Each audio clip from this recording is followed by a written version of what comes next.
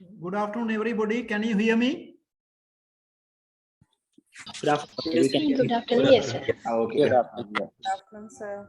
Yeah, okay, thanks. And seems like still people are joining. We have 48, somewhere around 47 participants, excluding me. We'll wait maybe another 2-3 minutes and see that, number is going up or not. We have around, I guess, 55 or maybe 60. Another 2-3 minutes time we'll start, yeah? Okay.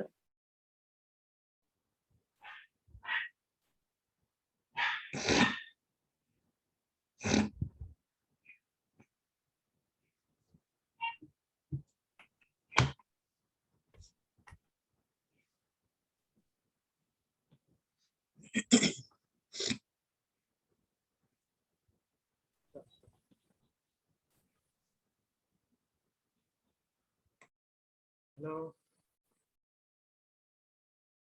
Yeah.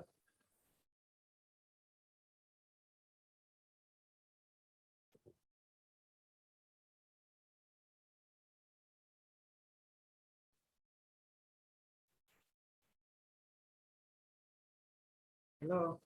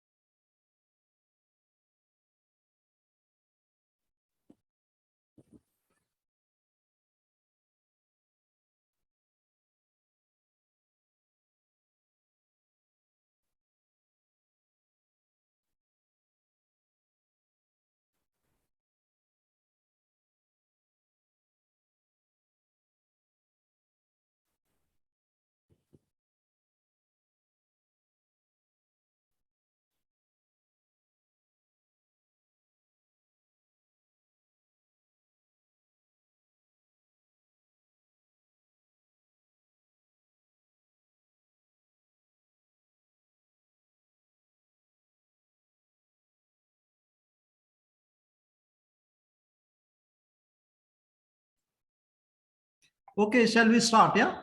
Can everybody hear me? May I audible? Yes, sir. Yeah. Okay. Right. Then welcome to the application of economics for technology management.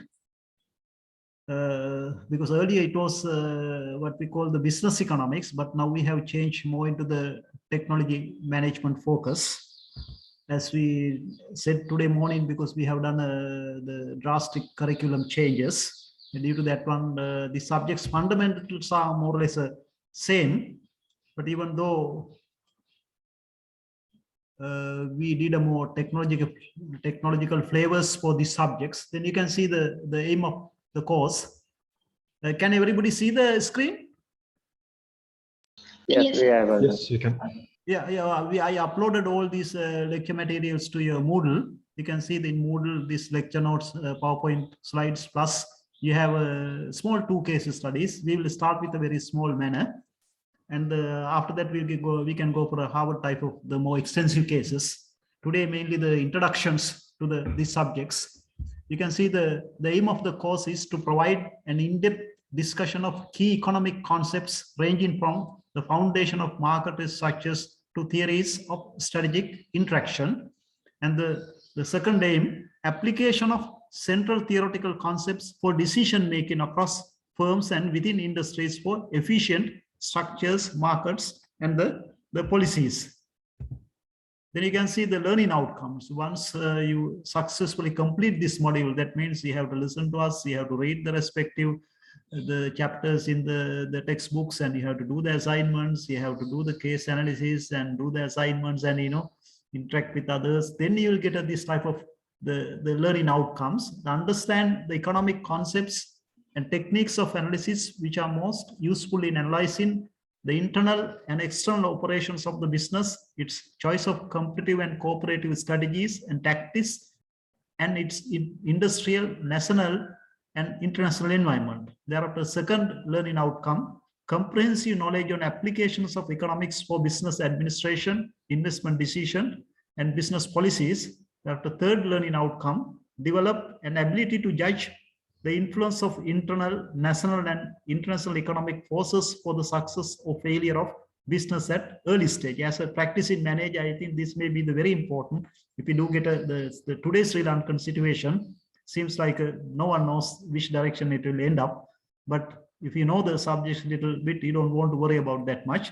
And the last learning outcome, able to identify sound economic policies for the success of tech and other business at any settings. It may be the public or private or maybe not for profit or community based one. Then these are the what we call our learning outcomes. In order to get this learning outcome, we have to work hard. Thereafter, we can go to the module outline. Then today we were trying to give introductions to business or managerial economics and technology innovation and R&D management. I guess today morning you learned what is actually technology management and the innovation and the R&D management, techno-entrepreneurship, that aspects. And the first thing which we are going to discuss today, introductions to the, we say broadly managerial economics, and some textbooks says the business economics, industrial economics, mainly it covers, the more into the microeconomic foundation with the macroeconomics, and sometimes maybe meso, what we call in between. You have like a sectoral economics we are covering there. And there are the introductions to relations between the economics and the technology. You can see there are very good relations between the economics and the technology. The countries where economically developed, or if you want to get economic growth and the development, you should consider about the technology, R&D, and the innovation aspects.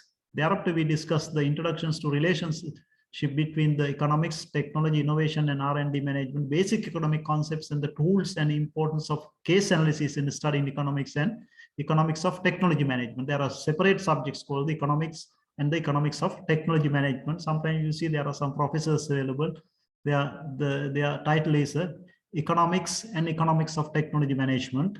And finally, we do the case analysis on identification of features of a good technology business. So you can say in general, what are the main features of the good business? Good business make money, The bad business always create problems. Good business is a sustainable, environmentally good, socially good, Then these small two cases are there.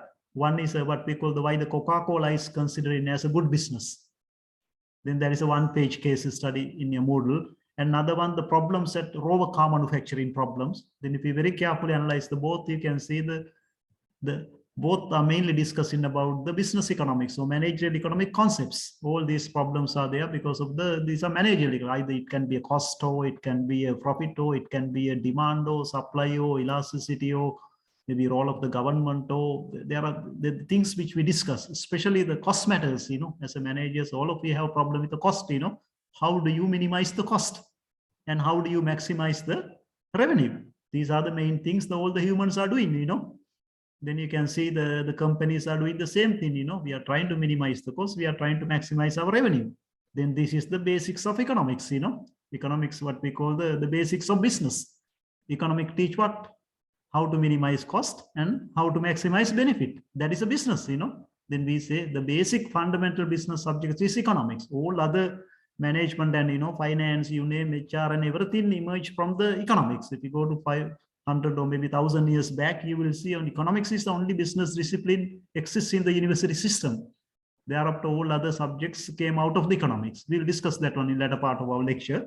Thereafter, our second session, we will teach you understanding the customer and the technology market. That's a very important, understanding customer matters. Why customer is so important?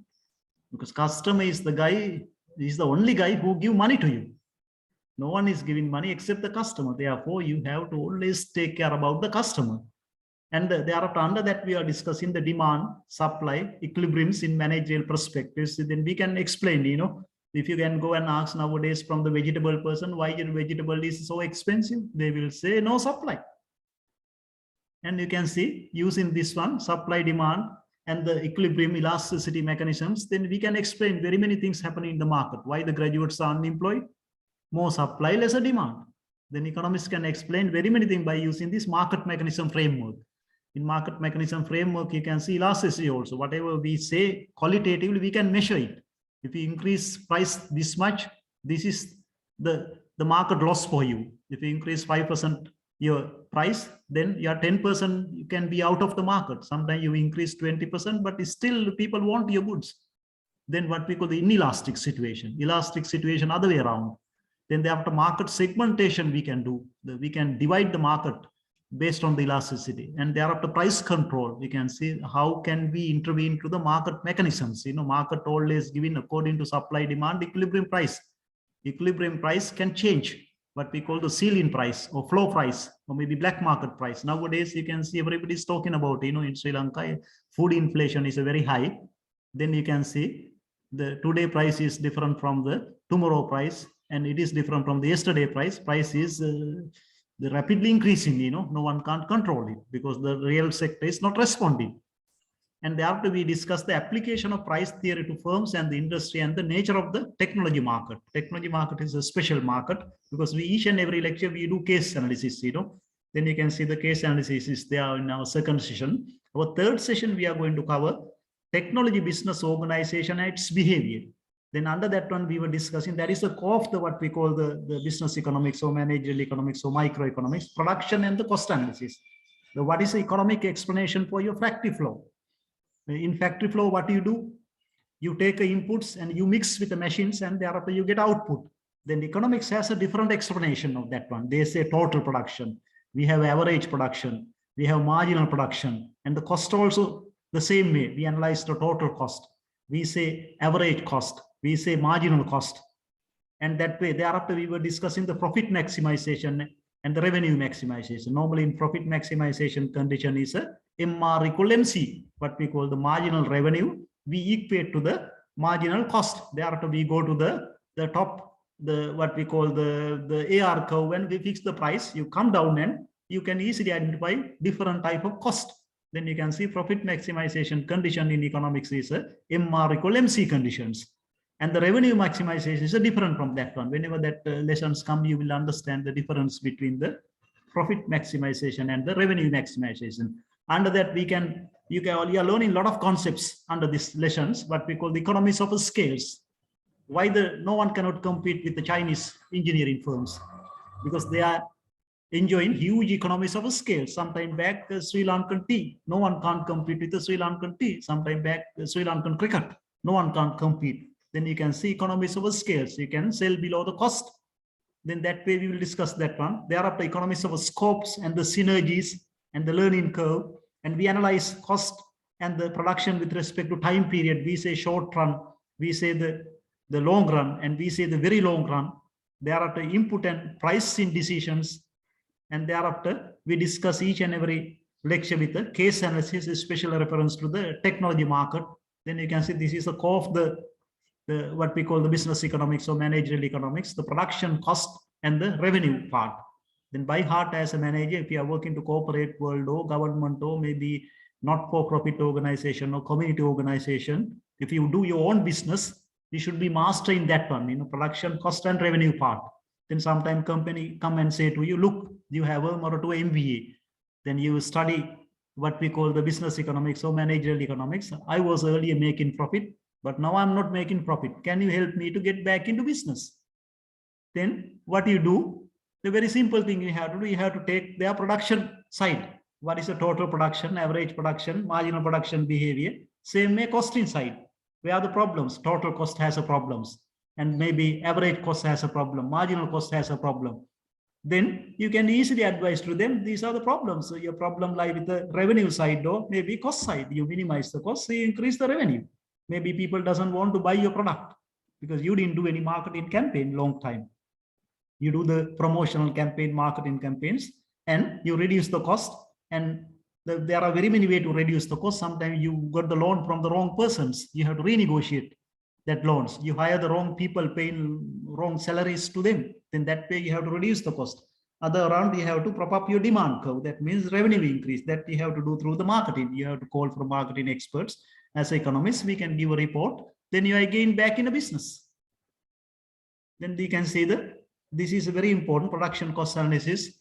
As a manager, you have to get masters. We do sometimes 2-3 lectures in that area. And thereafter session 4, we want to do with the market structure. That also very important. And you can see the market structure framework we are discussing in your syllabus. You have 2 framework: structure, conduct, performance framework, and the Porter's 5 forces analysis. Porter's 5 forces analysis We are covering even the strategy also. I think today morning lecture, the strategy lecture, maybe they mentioned already that one. Structure, conduct, performance framework. Under we are classifying the industries, what is a structure, what is a conduct, what is a performance. Sometimes industries also we can classify as a perfect competitive industries. You have a monopoly or monopson industries. You have monopolistic competitive industries. You have oligopoly, duopoly. Perfect competition means likewise your vegetable market, fish market, rice market. Plenty of buyers, there are 1,000 buyers, 1,000 sellers. No one has the power to influence for a price. Price is determined by the market, and there are some features. What is the structure of that one? What is the conduct? While you are doing business, how do you behave? What is your pricing policy? What is your costing policy, advertising policy, marketing policy? And thereafter performance. How do you measure the perfect competition performance? Maybe profit. And there are so many other non-profit related indicators are there, sustainability indicators, environmental indicators, and that way we will discuss during that time. The monopoly means single person is servicing the whole market, like a Sri Lanka Railway. And that way, sometime back, the University Grant Commission, now it has gone. Monopoly means you are producing only for a single person, like a Indian Railways manufacturing locomotives only for Sri Lankan Railway, the monopoly situations. We analyze in their structure, conduct, performance. And the monopolistic competitive market structure. You have monopoly features, you have a competitive features there. And thereafter you have other market, oligopoly market. And you have a duopoly market. Two people are serving the market, like a gas market or like a petroleum market. Indian Oil and the CPETCO, Sri Lanka Petroleum Corporation, is servicing the oil market. And what is their costing behavior, pricing behavior, marketing behavior? These things you are learning out of this lesson. Thereafter price discrimination. You produce something with the same unit cost, but you are selling to different people for different prices. Like an Indian low price edition, the textbook, you can see, they allow, Western books allow to do the low price edition in India. Then the people in subcontinent, they can read the good books now, because book is the same content, but the different, the paper's quality goes down, no colors, things like, motivation list. But even though the book publisher get a extra income from the South Asian market, because they allow this price discrimination. We are always subject to this one, price discrimination means you produce something with the same unit cost, but you are selling to different people for different prices by look at the time, sex, age, or quantity board and things like, it can be first order, it can be a second order, it can be a third order. And thereafter we do the case analysis also with respect to this, the SCP and the market structure and the pricing area. Thereafter, the session 5, we are going to cover understanding the market for factors of production, including knowledge, pricing strategies in technology market, especially market for lands. Why the prime land is more expensive compared with the rural land? Why the urban land is more expensive compared with the farmlands? And how do you decide the labor price, skilled labor price, maybe unskilled labor price, and the capital? How do you fix the price for a capital, interest rate? Why there are so many type of interest rate in the market, and especially the U area, technology and knowledge. What is the market for technology and knowledge? Some countries are surviving, selling technology and knowledge. Then you can see technology and knowledge selling, Sri Lanka also we have to think about, because of our people are highly educated. We always say 90 or 98% or 95% people can read and write. But do they have real skills or know-how with that one? We will discuss that one in the market for knowledge and the technology. And thereafter pricing also we are heavily discussing the cost-based pricing, demand-based pricing, competition-based pricing, transfer pricing, pricing and product life cycle, and the public sector pricing, NGO pricing, corporate pricing. And that way pricing also, if you can do a right pricing, you are a winner of the market. Therefore pricing matters whenever you sell something for customers. And these things also we are thoroughly discussing. Thereafter case analysis with this special reference to the technology management aspects. At our other sessions, what we call the investment appraisal, especially special reference to what we call the management of technology area, investment profitability analysis, liquidity analysis, capital structure analysis. Even your financial lecture also touching that one, but we are touching in economic perspectives and economic pricing and the project evaluation we are doing. Then what the main consideration of the economic project investment techniques, especially we are saying the EIR, internal economic rate of return, and we are saying the net present value, what we call the economic net present value, that we were saying the economic cost benefit ratios. Based on that one, we do the economic pricing, thereafter we can go for social pricing, environmental pricing. And that way, when it comes to the project evaluation, especially feasibility study stages, we have to do a lot of the economic evaluation, cost benefit analysis, cost effectiveness analysis, these things all we are thoroughly discussing with you.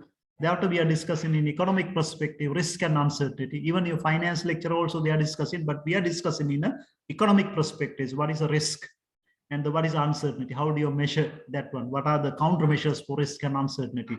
That also we are covering. For engineering undergraduates, we are heavily teaching under the engineering economics, this area, risk and uncertainty. And thereafter, applications of investment appraisal to the build, own, operate, and the build, own, operate, and transfer projects. You can discuss the projects like what we call the Colombo Harbor, that the China Port City project, and maybe Matala one. We can discuss with the very controversial projects during this lecture. And thereafter, case analysis, as usual, each and every lecture end up with a case analysis. And thereafter, session 7, we are going to discuss the consumer and producer behavior in technology market. And we are using the indifference curve and consumer choice. You can say whenever you are going to supermarket, you get a cart and you go and you buy and you stop buying. Why you are stopping buying? That is the place you find your what we call the equilibriums. Thereafter, you have a credit card, and thereafter, as economists, we model it. You have indifference curve, your preference curve we are getting. Thereafter, your consumer choice we are getting out of your budget line. And economists model your supermarket behavior. And during that lesson, we will learn that one. Thereafter, least cost combination and producer behavior in the market, how the manufacturers, factory owners behave in the market. They look at the factor pricing, what is the labor price, what is the capital price or interest rate. By look at that one, they will select the right least cost combination. And they have other curves also, production curves also. Put in that one, they will find their equilibriums. And case analysis also we do there. Thereafter, we will discuss. Can you hear me? Hello, am I audible? Yes, sir. Yes, Yes, yeah. yes, sir. Yes, because in online lectures, if I on the video, you can't hear me. Yes, sir. Because we have a lot of problems, because we don't have that facilities that much, that is why we didn't stop our work and we want to continue. Right, thereafter session 8, we are going to discuss the role of the government in modern technology-driven economy. Actually, what actually government is doing, what, you can say the Sri Lankan governments, after, 70 years of, more than 70 years of independence, what we are now, where we are, then has government done their functions and duties rightly? If they done it, we are not going to be in this situation. Then you can see what actually the other governments are doing and what they should do. What is the government role in the economy? Market mechanism many times can collapse. If we have externalities, it will collapse. If we have public goods, it will collapse. Therefore, government should be there. Even if you go to the Far East countries, you can see still government has a bigger role to play, Then there are the externalities and regulatory economics we were discussing. There are new branch in economics coming, what we call the regulatory economics. And as usual, we will discuss the case analysis also there. Thereafter, we'll go to the macroeconomics parts, especially we were discussing the basic concepts in macroeconomics. Microeconomics mainly we apply for the individual organization and the industry setup, but for mainly the macroeconomics for national ecosystems we are applying. Then you can see under the macroeconomics means broad aggregates we are discussing, GDP, the GNP, and the inflation rate, unemployment, interest rate, balance of payments, foreign trade type of things we are discussing under the macroeconomics. Then you can see at the first lesson we are discussing under the macroeconomics, the determination of the national output, Sri Lankan GDP, and the usage of various national accounting concepts for the business. And the growth of national output with the technology and innovations. You can see how the Korea capture USA within 10 years because the right investment in the technology and the innovations and the productivity part, that is the technology management. We will thoroughly discuss what are the factors that affect to increase the national output. Other countries have gone up, while we were getting independence, we were almost close with Japan, some of our indicators much better than other countries. But what happened to us after 70 years later? Then we can discuss, and thereafter fiscal and monetary policy and their relevance to technology, business, and thereafter we do as usual the case analysis also. Fiscal policy means the government expenditure, government income, tax, and that aspects. And the monetary means the whoever deal with the money we are discussing, money supply, money demand, and the insurance, finance, and whoever deal with the money, we have to work with them, then the government can more or less manipulate economy, economy put into the right track by using the fiscal and the monetary policy. Nowadays also they are doing it, earlier they printed money, now they want to get back the money. They now increase the interest rate, because last 2 years economy is not expanding. Therefore, to a certain extent you can print the money, but there are limit. Nowadays you can see the very massive food inflation, now government has to take back the money, whatever means. That is why they were trying to increase they already increased, I think, interest rate to 9.5, then people want to save the money, then they want to get back money again. That's normal, but there are limit to money supply. And we'll discuss that one when it comes to the right time.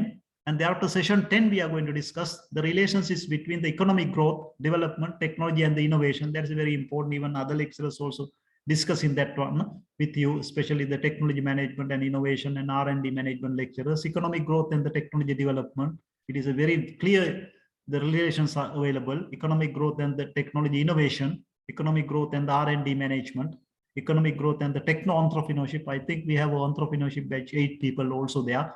Then you can see the Moratuwa University is a very good in when it comes to the techno-entrepreneurship, because most of our engineering faculty, IT faculty, and the architect faculty, we are creating the technocrats, and they are creating so much business. If you go to the maybe architect faculty as an example, you can see all the lecturers are company owners, even the business faculty same, we have a hybrid entrepreneurship, then you can see Moratuwa is the right place to learn the techno-entrepreneurship. Inside we have so many setups, enterprise, and there are a lot of setup inside. As MBA students, sometimes you can take their help, if you have a good business idea, they will find money, they will prepare a business plan to you. Then Moratuwa is the right place for the entrepreneurship guys, especially those who want to start the tech startup. And case analysis also we do each and every lecture. Thereafter we will discuss in session 11, international trade, foreign investments, and the foreign aids. International trade theories, why do we have to do international trade? What are the theoretical foundation of that one? Thereafter foreign investment, multinational cooperation, the transnational corporations. That is a very controversial subject, but now everybody is competing to get them. We also, you see here a lot of Chinese investment, Indian investment. You don't find that much Western investment, likewise 1960s, 70s. And the foreign aids and other things, development cooperation, we called it, There are reasons why do they want to give us a foreign aids.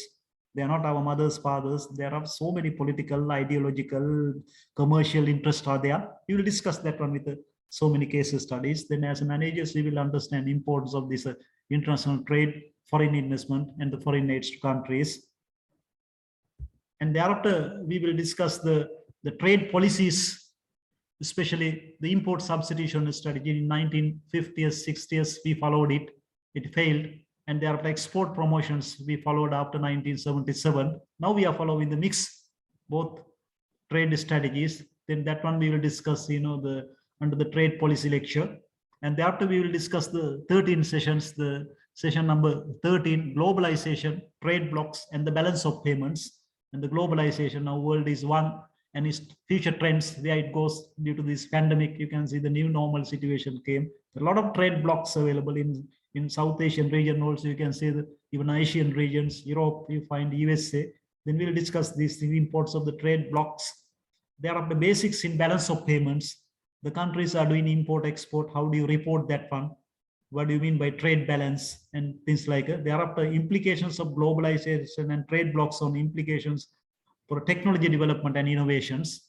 And likewise, each and every lecture we do case analysis also. There are last lecture going to be important other macroeconomic variables for technology management, like inflation and unemployment. You have got to know nowadays everybody is talking about. Even yesterday, I asked the recently graduated engineering faculty students, they said none got the job except the IT guys, IT and computer science graduate got the job, but others are not getting jobs. Inflation, if you ask from the people, they will say food inflation is skyrocketing, then the real sector is not responding. We don't have foods. And if you go to the supermarket, you will see some of the goods are not available.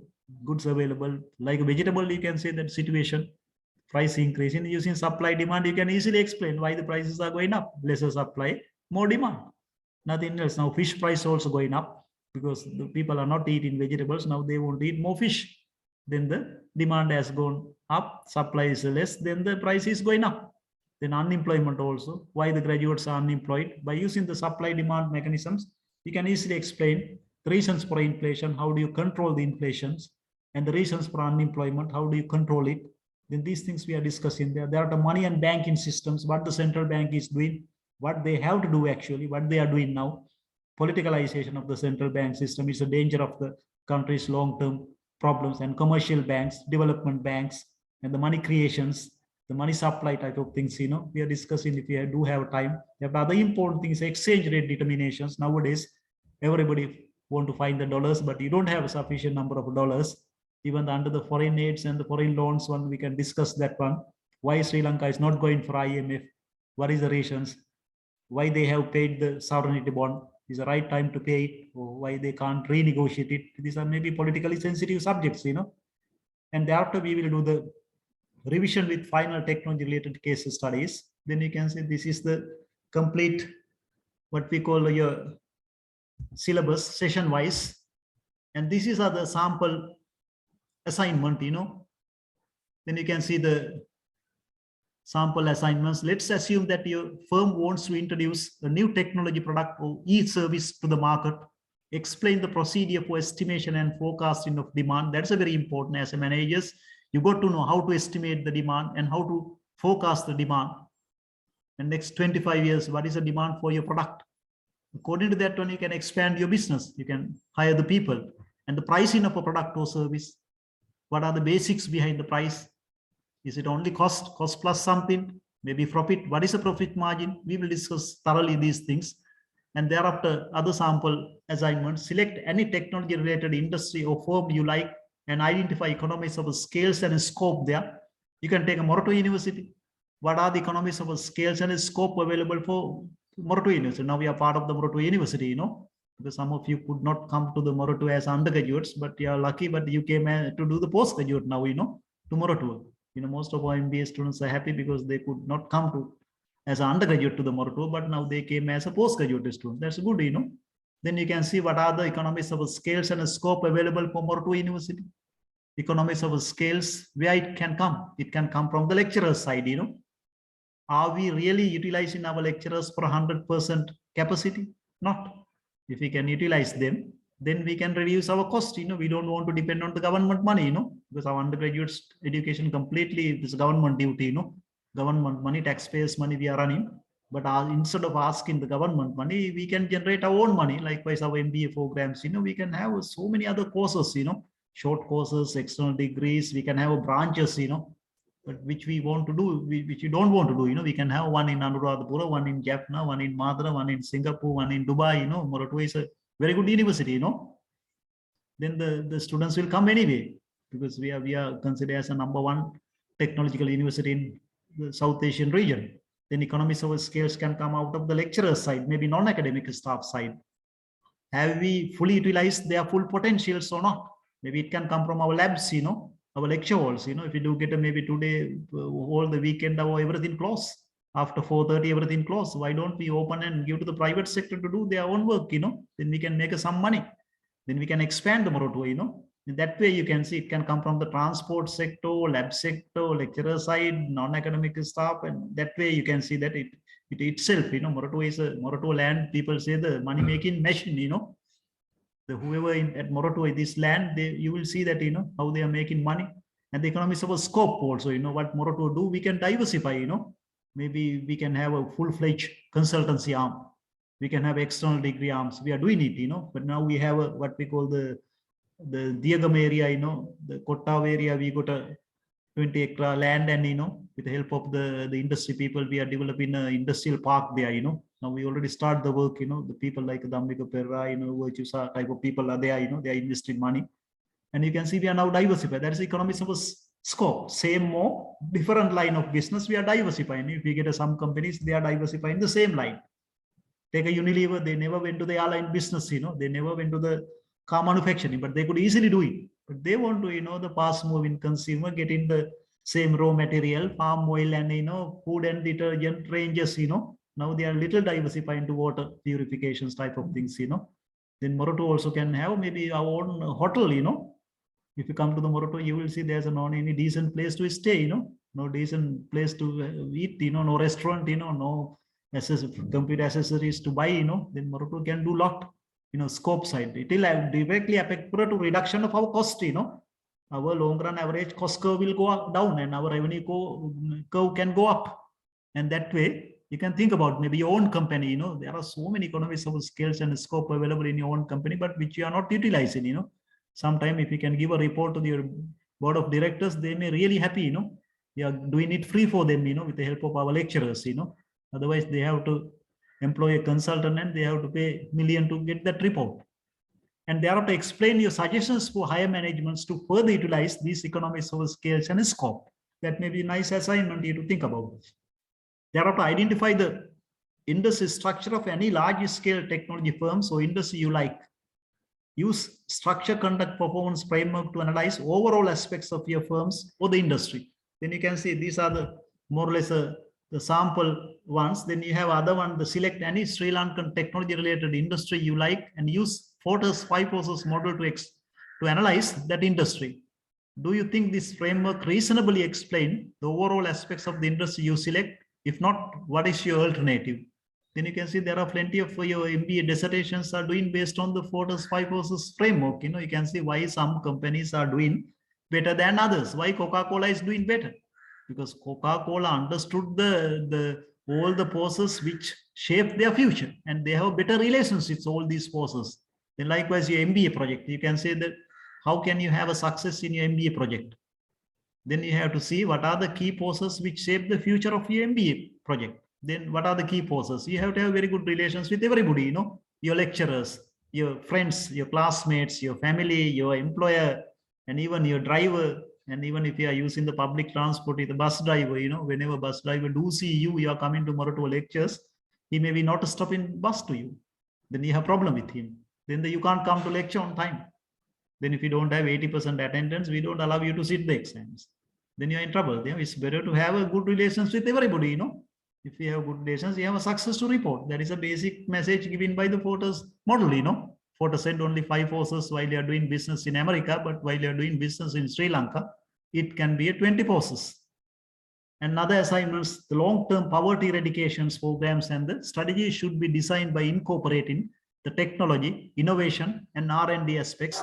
Comments, this is made with your country example. You can say in technology, if you go to the history, you can see we have a very good achievements. If you go to this Anuradhapura, Polonnaruwa, Rajata area, you will see our irrigation technology. We were the #1 irrigation technology during the King's time, 5th century, 12th century. You can see the irrigation technology, water technology, we were the #1. And even you can say that during the King's time, we were keeping maybe more than 1,000 Buddhist monks in one place, and we were feeding them 2 times, and we were clothing them, and we were looking after. No any problems, Even today we can't keep 100 students in a hostel, During that time, no technology at all. So today, with all these things difficult, but during that time we were doing, we were a great nation, But I don't know what happened to us, but during that time, we were mastered even some of the world-class monuments, like the Octagon building in Greece, and even the Taj Mahal, the Sri Lankan architect and the engineers went to work. We will discuss these things with the facts when it comes to that type of lectures. Then you can see while the Portuguese was coming to Sri Lanka, they were amazed to see that during that time we were producing the world best gun. Now what happened to that families, that technology? In that way you can say. Then even whatever technology we are buying now, we are developing, it should go to the fishermen, farmers, and especially small and medium scale people, but that is not happening. Whatever technology we acquired only go to the large scale people. Yeah, that is the idea of this technology management MBA program also. You take your own university, Moratuwa University. We were boasting what we call the Moratuwa is located the city of the carpentry. What we call the Moratuwa. Moratuwa. We have a timber industry, we have a furniture industry, and accessories, so many, but Moratuwa University and this timber industry doesn't have any relations, no any projects. Now we are in, I remember last time, maybe 2-3 batches ago, your MBA batch I sent to the Moratuwa land to find out. Then they found so many problems which we can give easily solutions. They have technology problems, they have process technology, product technology, design problems, environmental problems. They don't know what to do with the sawdust, and there are special culture, we developed the book out of that one, In that way, you can see that, Then our technology, the institute we create to help to the SMEs, they are not doing their jobs, as a lecturer tomorrow too, I can say that, we could do more to have a more link with the timber industry, because they don't know design, they don't know what are the new machines. And we can help that way, sometime maybe our MBA class can think about doing assignments with them, then we can help them to carpentry industry and the furniture industry. And thereafter, they explain with country examples the role of technology, innovation, and R&D in economic growth and development. You can easily say how the Korea developed, how the Japan developed, Singapore developed, Thailand is developing, Malaysia developed, and even the Indonesia is now developing, because nothing else, heavy investment on the technology, science, and the innovation and R&D. That is the idea. When country like Sri Lanka, you can say where we invest, even our investment are lesser than the United Nations prescribes percentage. Then you can say if you want to develop your country, you have to think about investing on the technology, science, and the innovations and R&D. Then you can achieve it. We have to start as much as engineering faculty, technology faculties, medical, STEM type of things, but we don't want to forget the aesthetic part also, sense, meaning, interpretation coming from the other sciences.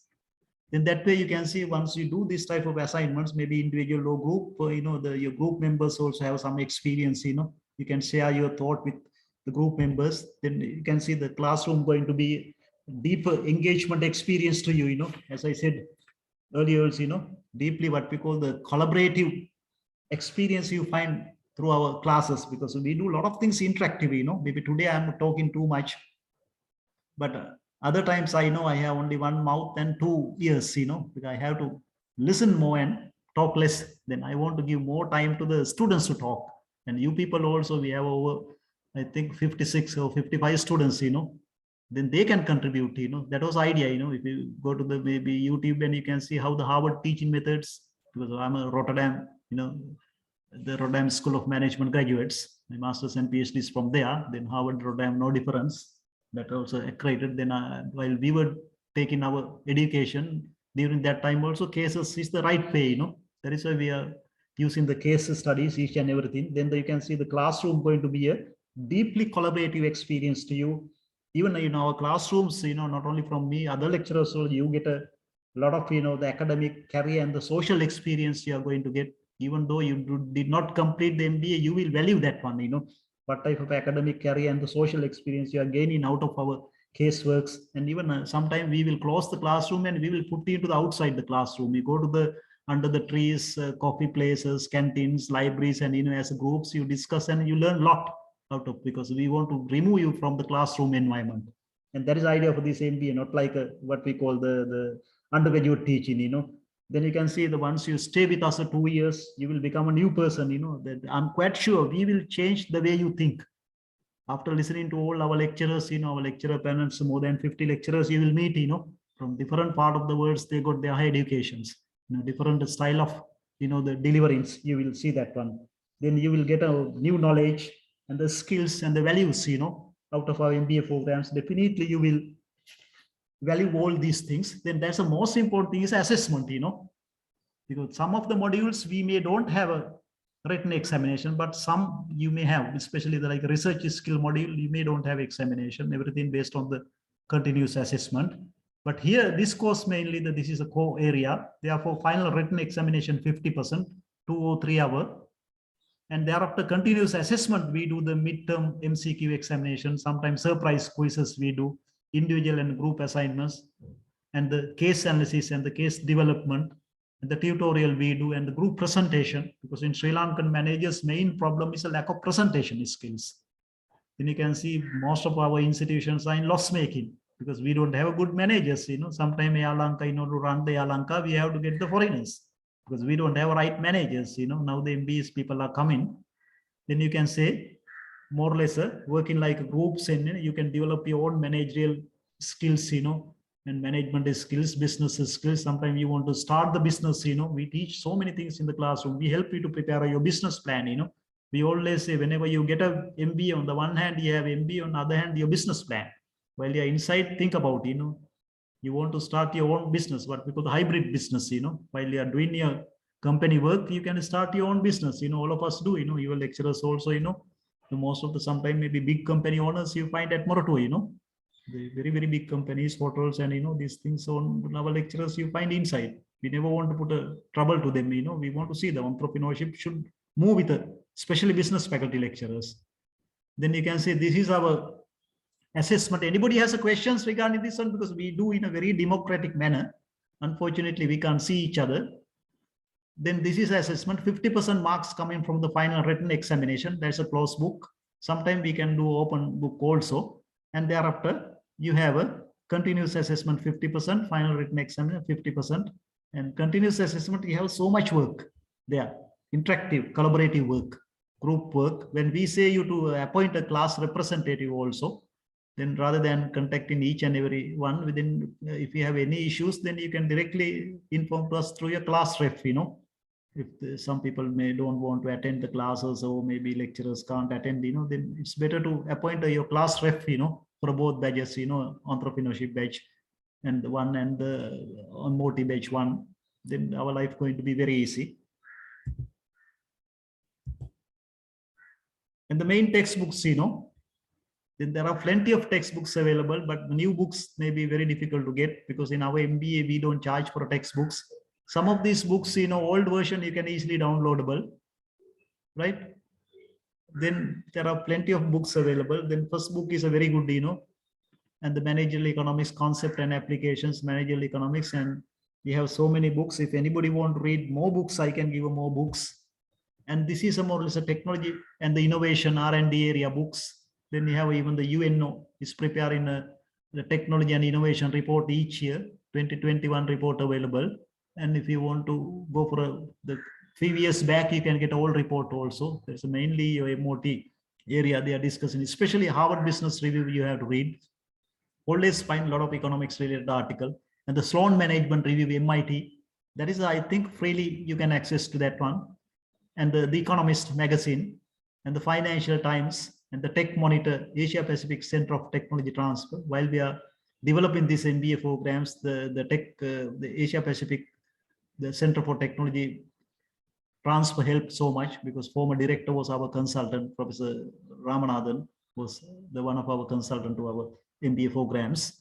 And we have so many other books, even other lecturers also recommending technology management related books. You can read innovation, R&D management, so many books. The idea is to give us some flavor of the technology area, technology transfer, technology innovation, especially social shaping of the technology, appropriate technology, technology for a poor people, technology for a rural people, technology for SMEs, technology for farmers, technology for fishermen, that is an important thing rather than technology always for rich people and what we call the big corporations. That type of books and articles you can read always. The Sri Lankan business magazine also you find there. Now there are a few Sri Lankan business journals, magazines available. That also even the weekend newspapers you find there are few pages available, business pages. Sunday Times you have that one. Sunday Observer you have that one. Then as a manager you have to keep up knowledge what is happening in the economy. You got to know it. Otherwise you can't do the what we call the managerial business. You got to know what is happening in the Sri Lankan economy and the surrounding economy, Indian economy, and maybe South Asian other economy, what is happening in USA, Japan. Even you can watch the business news from CNN and the business news from BBC, and you find, and even the other channel also you have a business discussions and that type of thing. So please don't miss that one. And there are the established business people are coming and saying their views that may be very important you to understand which direction we are ending up. And there are plenty of other books available. Then you decide, according to your, sometime maybe some of you have done economics modules for your first degree. It doesn't matter here, it's a different. If you have done, life is easy because all the basic fundamentals. If you didn't do economics, that doesn't matter.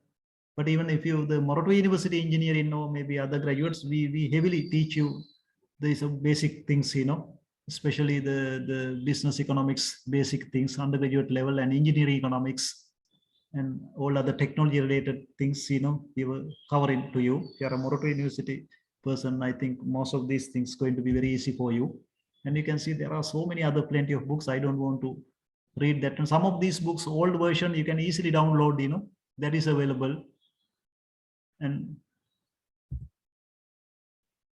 this is what we call the other journals, you have to read, so many type of, even check the library, visit the library and see what are the available, journals. Sometimes they subscribe for so many good journals, and you find there are plenty of articles. Now itself, you can think about, what is the right research you to do it, each and every module, we have a few assignments, group assignments, individual assignments, presentation. In addition, we have a 20 credit worth research project you have. That one now itself, you can think about, this is the area you want to do research, then your life going to be easy, because when it comes to research time, the most people will leave the MBA. So maybe they don't complete it, they will take another 1 year or 2 year, still we find there are your senior people, maybe they are still 4 years, they didn't complete their MBA, sometimes some people are exiting with a PG diploma, but our advice, never stop halfway, achieve your missions to the full completion within 2 years. If you have any problems, unexpected things happen, there are, we have excuses for that one. We will give you leave, that is there, it's a very flexible programs. And these are the supplementary readings. If anybody want, I can give a more list, but no point of, bombarding materials, because nowadays the internet is there. You can get as much as information, lesser information. How do you select the right information to survive is the matters as a managers. Otherwise, this is the information age, you go to internet, you have everything there. And this is what we call the structure conduct of the business firms. You can say your firm is there. Internal economic forces, you have to understand what are the national economic forces, what are the international economic forces, what is happening in USA, what is happening in Japan, what is happening in India or China. Maybe we have a bigger influence from now China and India rather than other Western nations. What is happening there directly affect to us. And there are other environmental factors, sustainable factors. If you're a manager, if you want to be a good manager, if you want to be a good entrepreneur, then you got to know all this. What are the human factors? What is happening in the demography and labor market? More girls are coming to market. Students are highly educated now. And the technology side also. And the other factors, social, and there are so many other factors. Then you can see, if you understand all these things, then you have a success to report. Your structure is good, your conduct is good, your performance is good, because you, as a manager, you got to understand what are the internal economic forces which affect for your business, what are the national economic forces, and what are the international economic forces, in addition to other factors. Then you can see, if you understand all these things, you have a success to report. And thereafter, we can put a Michael Porter's, all the works are there, most of the workers. Now his latest works, more or less, the shared value framework. Here you can see you are here, industry competitors there, rivalry among the existing firms, and you are in the middle. And you can see your SWOT is there, your PEST is there, your 5 forces are there. Then you can see 5 forces, potential entrance, threat of new entrance to your business, competitors, and buyers, bargaining power of the buyers. Buyer is a very important person because he's the only guy giving money to you. And substitute, sometimes substitution, producers can erase you from the market. You are maybe out of the market without not knowing. Therefore, you have to always be aware, be alert about what is happening in the market. And bargaining power of the suppliers. Sometimes suppliers can change you everything and they can put you out of the business. And the change in economic environment, the pest analysis, change in technological environment. Technology is fast moving.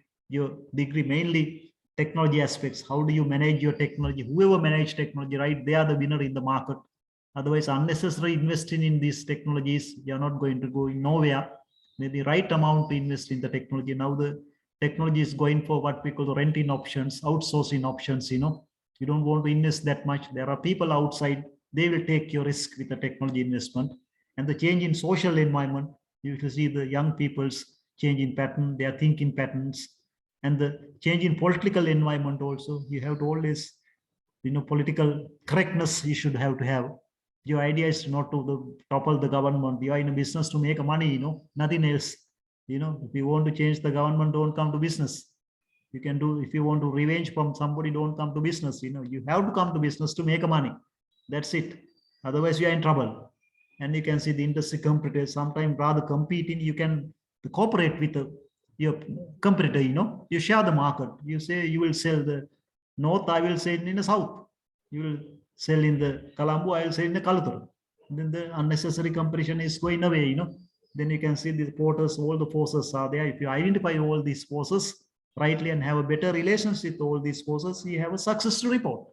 Likewise, your MBA, you know, you can put your MBA there, you know, middle of that. And MBA success depend on if you identify all these forces, then you don't have any issues. You know, your strength, your weakness, your opportunities, the threats coming, you know, sort, fest, 5 forces, everything there. The shared value framework I didn't put there.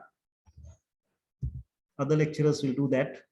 And there are, your textbook says the wheel of fortune, you know, the business success depend on if you understand all these wheels of fortune, you know, understanding the business objectives, understanding the competitive market, understanding the consumer behavior. Consumer behavior is very important. Understanding the cost of the production, you know, and understanding the investment decision, where to put your money, and understanding the employment decision. That is a very important, you know, labor can make or break you.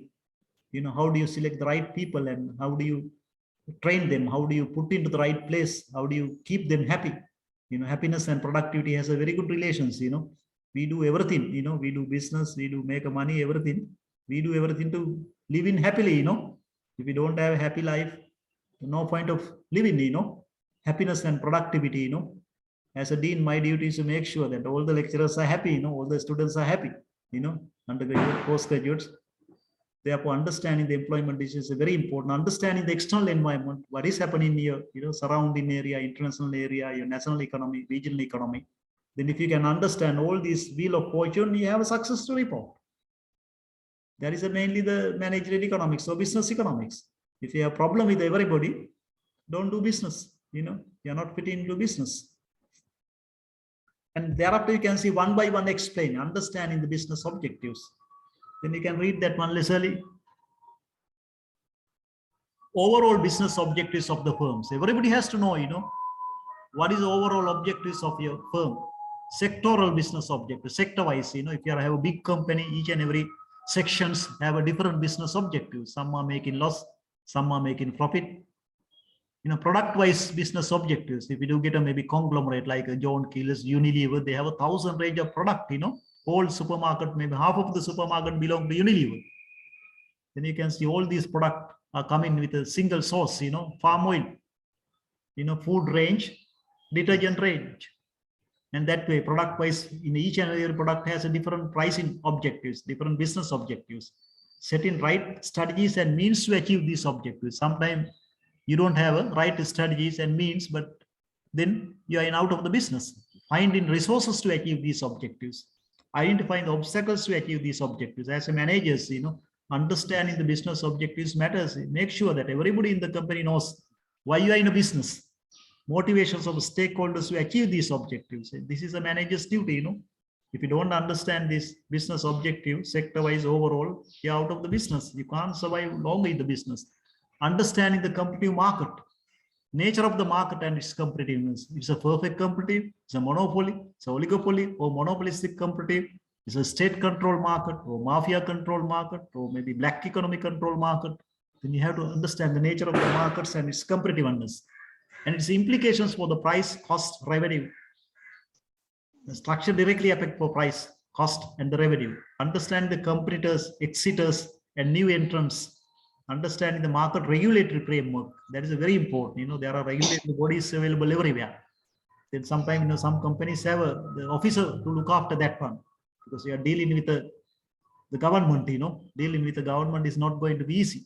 Some companies know how to do it, giving bribe, but some companies they never do it. They work in a professionally. You know, how to use the marketing mix. Your marketing lecturer explained for competitors practice. And how the local and international economic and the technological changes affect for your market structure and estimation of the market share and the power. Understanding the competitive market, which we teach in this module. To understand the competitive market for managers, you know maybe 20% of our course is dealing with the understanding the competitive market. We are going to teach you, you know, sometimes we are inviting to visiting lecturers, those who are practicing, you know, I myself is a maybe hybrid businessman. But more or less, as academics, you can see our knowledge may be not enough because we don't do that much practical things. Therefore, we are inviting to even sometimes you are the guys, you know, who do practical things. You can share your experience in a class, you know. Textbook says this, but this is the way to do it. We can take something from the text, but it's not a complete solution. That is why the MBA class is different, MBA teaching style is different, Today, I'm sorry, because of the due to the online things, we can't have that much interactions. We'll see the latter part of our lectures. We can have it. We like to have occasions always, I will give occasions time here too. And the understanding the consumer behavior, that is a very important. Most of our lecturers are trying to help you understanding the consumer behavior. Marketing lecturer, finance lecturer, you see the operation management lecturer, and all these, most of our modules are trying to understand the consumer, and the sales management, marketing management. There are so many subjects available. Estimation of the consumer demand for your product. We teach you how to do it. You have a quantitative modules, we teach, analytic modules, plenty of analytic modules, even our operation management lecturer, production management lecturer, your economics lecturer, your finance lecturer, so many, even your quantitative module lecturers, they are trying to estimations and the estimation of the elasticities for your product, price elasticity, income elasticity, cross price elasticity. There are plenty of type of elasticities available in the market. As a manager, at least you have to know how to interpret it. A statistician will calculate, software available, but as a manager, you got to know how to interpret these elasticities. Can you hear me? Hello, are you with me? Yes, sir. Yes, sir, we can hear you. Yes, sir. Thanks. Yeah, Yeah, thanks. And the determination of various pricing strategies to achieve business objectives and to capture bigger markets. Yeah, pricing matters in life. If you know how to fix the right price, you are a winner of the market. All this problem, bad pricing. The pricing you need not to fix forever. Time to time by look at the stations, by look at the product life cycle. You have to do skimming pricing, penetrating pricing. Not only even economics lectures, even the marketing lecturer will teach you how to do the pricing with respect to the product life cycle. And the design strategies to increase market share for your product, advertising, promotion, design procedure for customer caring, design thinking now come in, we discuss the problems and thereafter we give a solutions, our MBA program always come with the solutions, not the questions, not the problems, we never discuss problems, we always discuss solutions. There is a way, the MBA is different. You will see that we need your help to that one. You are the guys who know practically how the things are moving. Understanding the cost structure, that also very important. Maybe half of our course, all the modules are dealing with the costing aspects, estimation of supply functions and elasticities, understanding the various cost concepts and their shapes and short and long run, because we analyze with respect to time period, what is a short run, what is a long run, and what is a very long run.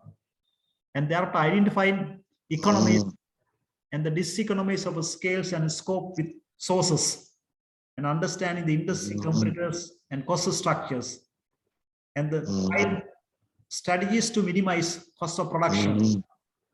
Then you can see all these things we are discussing. Here, let me see that there are some students in the chats. Yeah, student number 228267H is snoring, I'm sorry, then we will say admin to stop it, That's normal, each and every class you find this type of things, Yeah. We say our admin. Yeah, that is why, when it comes to these online classes, you find this type of things happening. Let me say our admin to do something on that.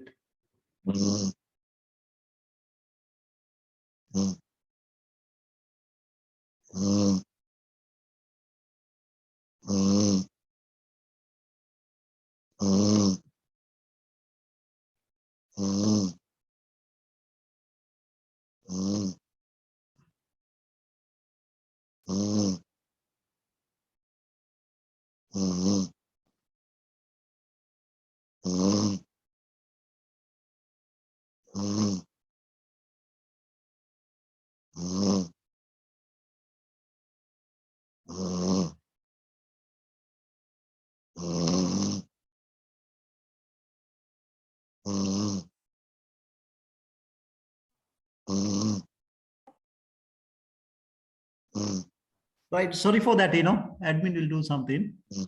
right? Then the cost structure we are discussing, the how to minimize the cost matters in life, then the economics mainly teach business, economics teach the basics of business, we call it.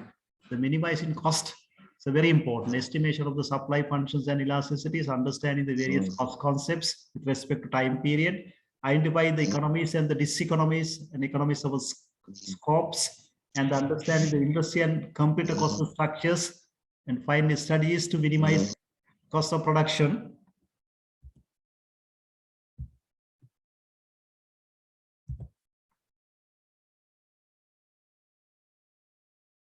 The another important thing is understanding the investment decision. I think now it's okay, yeah? Hello. Yeah. Yes, it's okay. Yeah, sorry for this type of thing always happening when it comes to online meetings. I'm the guy is the worst. Yeah. Right. Okay. Then Oscar is much better. Right. Then understanding the investment decisions, especially finding the right investment proposals. Whenever you have some profit you make, normally what the companies are doing, companies are saying senior managers to come up with the investment proposals. Sometimes you also maybe come across, we do have time, you can share your experience, whenever your company has some profit, what you do for that profit.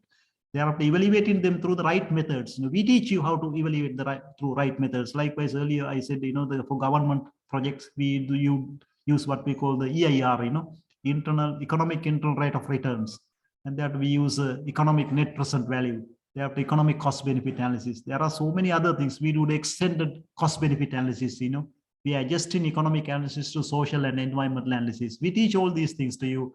What is a cost benefit analysis? What is a cost effectiveness analysis? Then whenever you have some extra money, how to invest, where to invest, because you learn everything from out of our MBA. And selecting the right investment projects with the right sources of finance. Instead of banks, you went to share market. Sometimes maybe wrong decision. So we teach you how to put your money, where to put your money, especially for the entrepreneurship modules we teach, entrepreneurial finance, and the knowledge about the government and the regional financial incentives. Sometimes government is doing a lot of things to you, law and order, court systems, police systems, a lot of welfare, education, and government do a lot of things to and even for your company, sometimes they may have a lot of training programs, and there may be a lot of incentives, tax concessions through various chambers, trade chambers, but you don't know it. Sometimes some companies, they have officers to look after these things. Government heavily giving you a lot of subsidies, incentives, concessions. You have to know it. Whenever we do the surveys with the SMEs, sometimes they don't know nothing about. Government is doing so many things to them, but they don't know it. They only know government is corruptive. Every time you say government officer, if you go there, they ask money, but that was not the case. Through various there are lobbying groups and chambers, industry and the commerce chambers. We do get a Ceylon Chamber of Commerce in Colombo. You can see they do so many things to their members, taking the public money, then government has so many incentives, tax concession, so many training programs, even the foreign visits, trade exhibitions, and that type of things. Therefore, we can't say government is not doing anything to you, government is trying to do something to you. And understanding the employment decisions and other things, that also very important. Some of you are maybe HR managers, you know it better than me, how to hire, how to fire, how to train, how to keep the person happy. If a happy person is, bringing a lot of things to your organization and the productivity is going up, and understanding the nature of the labor market, you got to understand the current Sri Lankan labor market situations and the selection of the right labor. Then you don't want to have 100 interviews. If you are an experienced HR manager, by seeing the person, you will see he's a right or wrong person, and giving them the right task. Sometimes you select the right person, but give a wrong task. Then your company in trouble, because he's adding to the cost, not for a revenue, Always as a manager, you have to see that, he's adding for a revenue, not for a cost. And training and keeping them, and the design a labor policy, there should be some, career path. Otherwise, they don't want to stay, especially young people. Then as a manager, your duty is to make sure that you are given a right career path. And the understanding the external environment, we are discussing the wheel of fortune. If you understand all these, we have a success. Why some companies are doing better compared with others? This is a secret. Wheel of fortune. They understand all these things. Their managers understand. All the employees understand. Understanding the external environment. What is happening in external environment nowadays? We got to know it, economic changes and its implications for business, interest rate, what is happening. Now everybody say no dollars. How can we generate more dollars? And the exchange rate and the devaluation. The government says 200, 4 for dollar, but you can't hardly find any dollars for that trade, 240, 260, the Undial rate you can take. Even, recently I want to buy some dollars, then I went to Bandarville and I bought it from there. 270, that is the rate. You can get enough, even 1,000, 100,000 you can take. Dollars available there, exchange rate and the devaluation and inflation, cost of living nowadays is a serious issue. And the government budget, now the 3 months budget government has, earlier 1 year, but now 3 months you have to spend the money. Thereafter, as a university dean, we have to go again to treasury and another 3 months, 1 year bills are not going to work now. Even in regional and world economy, what is happening in China and India is directly affecting to us. There are political changes happening, what is going to happen in our parliament, or what is going to happen in our other things, judiciary or maybe executive power, political change, socio changes, how the society is changing now, what is the young people want, and the technological changes, how the technology is fast moving. Thanks to this Zoom technology, still we can continue the university education, Morocco University did not stop any single day our education, we have done everything, we help students to graduate, and, we do all the research and, everything, we didn't stop anything. And the simple technology, nothing else, online platforms, Zoom or maybe other things, we use it. Then you can say, as a company, if you want to make money, you have to be aware about what is happening to the technological aspects. If you're not technology savvy, if you're not technological friendly, if your managers don't know how to send an email, forget about, And nowadays, everybody on the screen, you get young people, you can see they are always in the mobile, billboard is not going to work, everybody on the mobile, if you're traveling the public transport, you can see everybody is now in the mobile, there's a technology, And now we can go for, now we have understand, something about, what is the wheel of fortunes, the basic things. What is economics? Then you can see, generally economics teach basic rules and principles of business. That means economics is the core of the business. If you want to do business, economics is the right major. Economics is an approach to decision making, and it helps to draw correct conclusions. And all the business subjects origin from economics, and therefore all the business subjects is the economics. Then you can take the people in a central bank. More than 90% of them are economists. You go to the World Bank, go to the International Monetary Fund, go to the Asian Development Bank, go to the United Nations. Then you can see all these key jobs with the economists. You can see why economists are so much demanded. They are highly paid guys, in Sri Lanka also highly paid places, a central bank or World Bank office, You don't find engineers or medical guys are there, mainly economists, You can see what is the economic methodology, the way we train them, what they know, because they are learning the basic rules and principles of the business. That means core of the business you can learn from the economists. How to make a money, Then especially how to minimize the cost and how to maximize the revenue. These are the things as a humans we do it, And in some markets, highly paid professionals are the economists. Example, in USA, 3 types of economists you find practically: business economists. Economists are working in a corporate world. In Sri Lanka, you don't find that much this type of professions. And the public economists. Public economists, you plenty of you're finding. People that work in a central bank, planning ministry, treasury. You find there. And there are academic economists, economists who are working in the universities, research firms. Then you find there are 3 categories of economists you find in practically. And you can see the history of economics, how the economists develop as a different disciplines, first ancient and the medieval economic thinking, mainly religious economics ideas, private property, they were discussing about price of the good. How do you fix the price of the goods? And the price of the capital, that was a very controversial. What is the right interest rate charged to the capital? Various type of capital. Even the private property also, still you can see some people, they don't never want to buy a land, they never want to buy a house. Even you find in our colleagues also there, they say it's bad. Owning private property, they like the collective consumption, they still going for a rented house, they say it's not, God created me not to own this private property, the collective. And that one, ancient and medieval economic thing mainly discussing about this type of things, private property, price of the goods, and price of the capital. Thereafter, you can see the another group came, the mercantilist group. They are traders, during that time, the shipping technology improved and, trades happening here and there. During that time, we can see the Sri Lanka also colonized by the few people, traders mainly. They were discussing the importance of the trade and industry for the development. They were saying, if you want to develop your country, you have to invest on the trade. You have to open a country and do the local trade, do the foreign trade. Then finally, you are going to get something out of it. You put your money into the industry. Don't put in the agricultural service, put an industry, then it will multiply your money.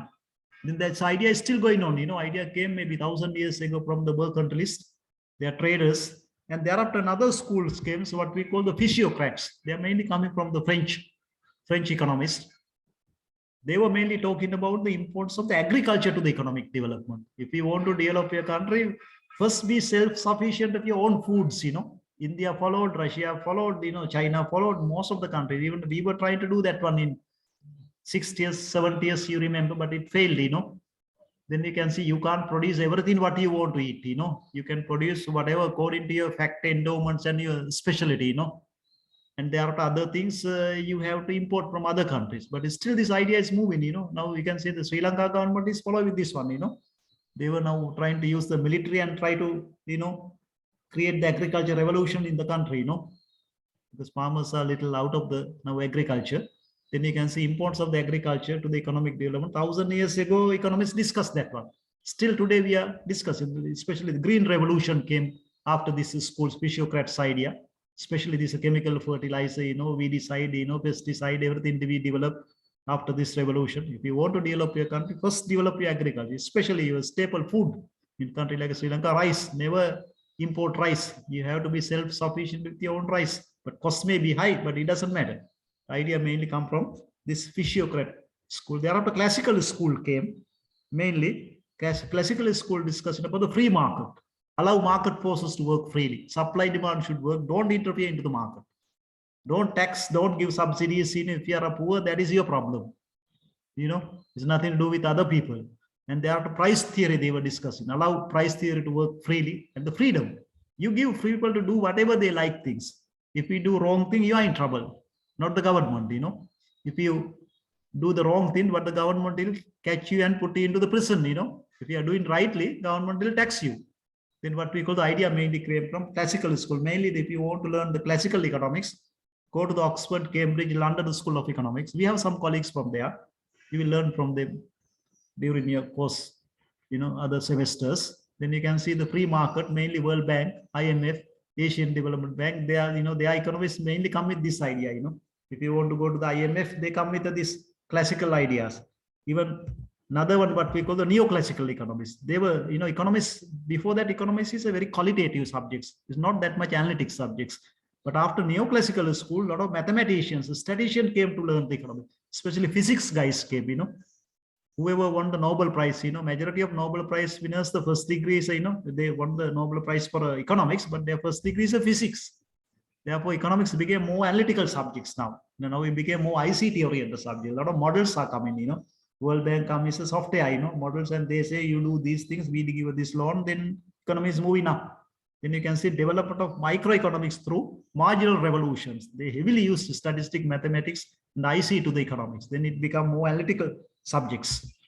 That Marxian economics. Everybody knows the Karl Marx, These are very popular, maybe whenever you are young, university undergraduate time, you may like very much, everybody has equal resources, equal life, The Russia also followed, and Cuba is following, some part of the North Korea is following, and some countries are still trying to follow.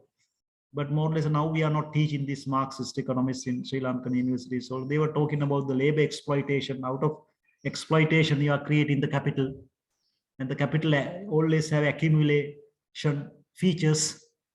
It always grow, and the falling of profit ratios and the reserve labor army. Some people will go to the retirement age without taste in the job, and the falling of profit ratio is a normal thing in capitalist systems. They are the end of the capitalism, and the socialist and the communist society will emerge.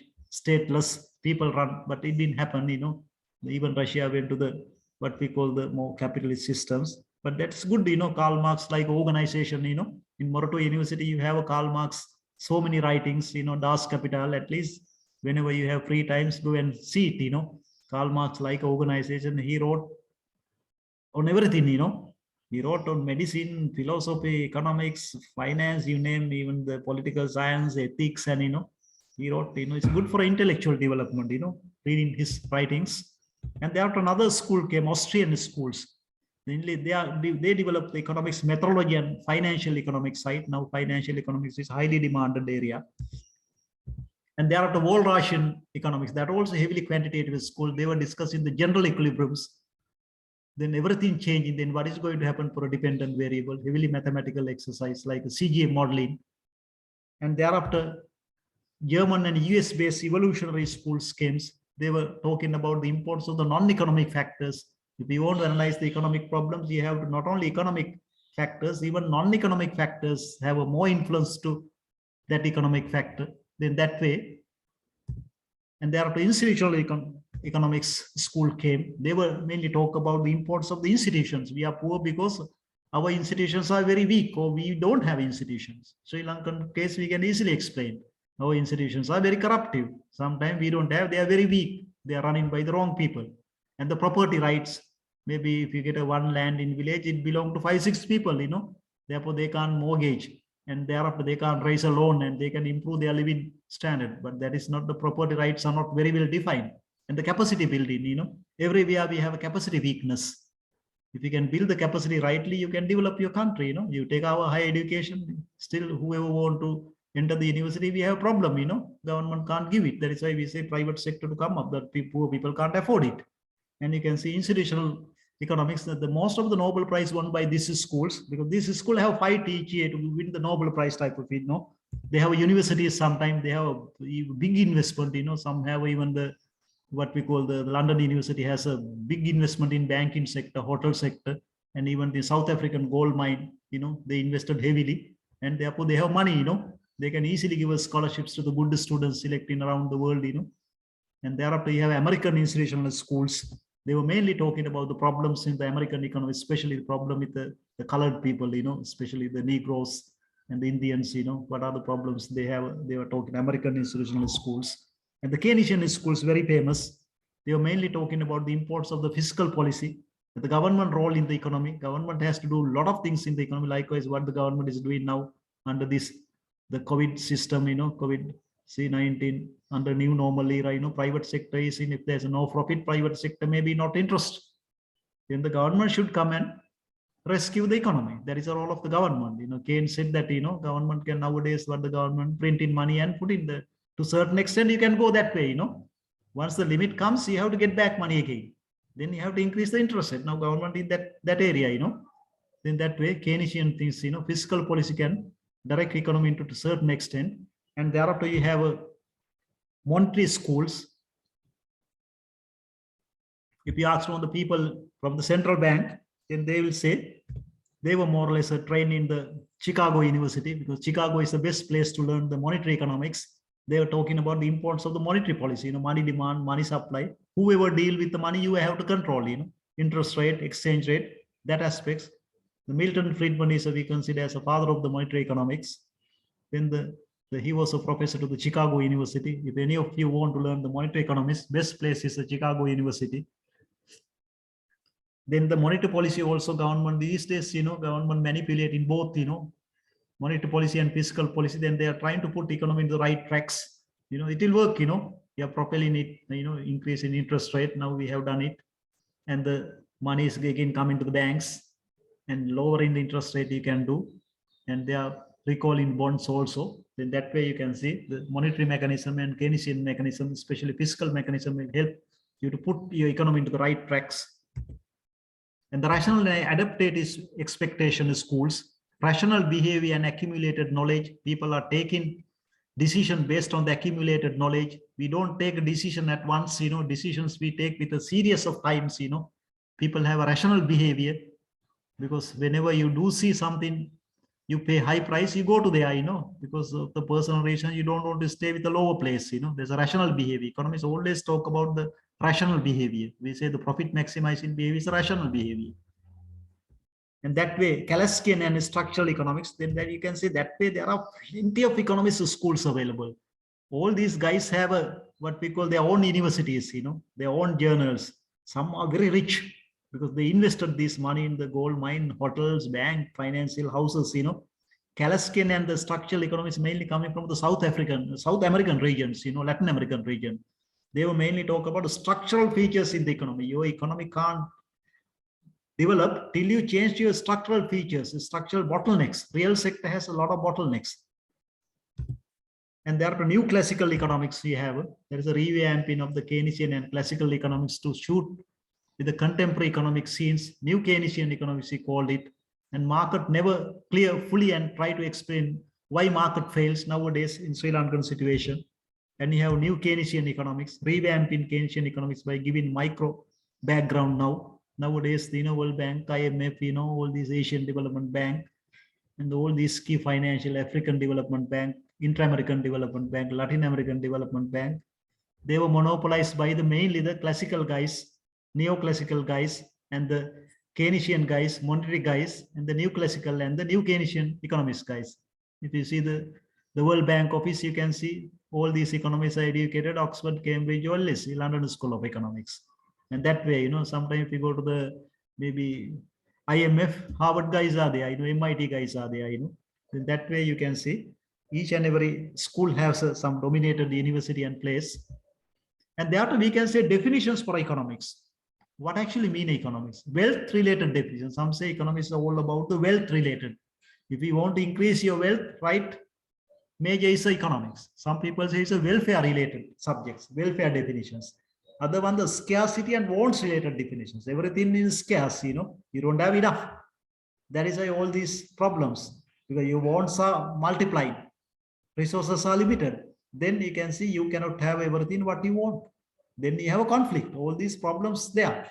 Then modern definitions, what economists do, that is economists. Then you can see wealth related definitions. In your textbooks, you have all these things. Then wealth related economics, likewise any other subjects in economics also, there are serious guys, established guys are available. Adam Smith, everybody knows, those who know the economists. He says that economics is an inquiry into nature and causes of the wealth of the nations. Then you can see they were talking about the wealth. David Ricardo, another established guy, he said to determine the laws which regulate distribution of the wealth generated. He was talking about the generated wealth, how we are going to distribute. And the JB say, another guy, he say economics is a science which treats of wealth. F.A. Walk, another guy, he said economics is the name of that part of the knowledge which relate to the wealth. Then you can see in overall, these classical economists consider the problem of production, distribution, and exchange of wealth as the main issue in economics. We discussed, the main things likewise with the wealth, how we are produce the wealth, how you are distribution wealth, how do you exchange the wealth. And this is all about the economics. And some say welfare related. Economics is the welfare subjects. The Marshall says economics is the study of mankind in the ordinary business of life, and it examines that how he acquires and spends wealth for material welfare of a whole nation. And the canon says economics is an explanation of the general causes of which material welfare of a human being depends. If you want to increase overall welfare for this economy, you have to learn the economics. Then that economy will teach you how to increase the overall welfare of your nation. And this is a scarcity and wants related definitions. Robinson says economics study problems arise due to the scarcity of resources. We don't have enough. That is why all these problems. In Sri Lankan main problem, we don't have dollars. That is why all these problems. And scarcity emerged due to the limited resources and unlimited wants. Why the scarcity emerged? Resources are limited, wants are multiplying, human behavior, we like to have more rather to less, everybody like to have 5, 6, 10, 20, but you can have maybe only one. How do you select that one? Ask from the economist. Economists teach to do that. Then you can see, therefore, economics is the study of how people choose to allocate limited resources to satisfy their unlimited wants. Another guy, the established guy, Wickseed, says the economics is about study of without waste of how resources should be utilized by community through proper regulation and administration. That is a government duty actually. Stigler says that economics study principles of governance of allocations of scarce resources among the competing ends. Sitowski says the economics is a social science which consider administration of scarce resources. The Enrich says the main issue in economics is choice related ones, and it occurs due to limited resources and their alternative uses. And the modern definition says, Smith says, the economics is the study of how in a civilized society obtain the share of what other people have produced and how the total product of a society changes and determine. Then Jacob says the economics is all about what economists do. You can see what economists are doing. You go to central bank and see what these people are doing. Go to the planning ministry, go to the treasury. You can see what these people are doing. Go to the World Bank, go to the Asian Development Bank, go to the United Nations, go to the other banks, and you can see what these economists are doing. Then you can see that is all about the economists. Then you can see main type of economics. Economics, you have positive economics and the normative economics. Positive economics means explain what is actually happening in the economy. You can say the today's Sri Lankan situations, what is happening in Sri Lanka, and you just report. That is the government want to do also, most of the government want to say that what is happening, just report, that is it. Don't put your views there. The normative economics is something else. You can see explain what should happen in the economy based on the value judgment, according to your religious belief, your education, and whatever your universal principles, governance principles, democratic values you are believing, putting that into that one. You say today's Sri Lankan situation, this is, but that is bad. Then it can create problems. Normative economics always create problem to the whoever disclose that one. And you have microeconomics. The major part of your syllabus deal with the microeconomics. That means study of small economic units such as individuals, household, firms, and the industry. Microeconomics mainly deal about the cost, production, pricing, revenue, profit maximization, market structures, that type of aspects.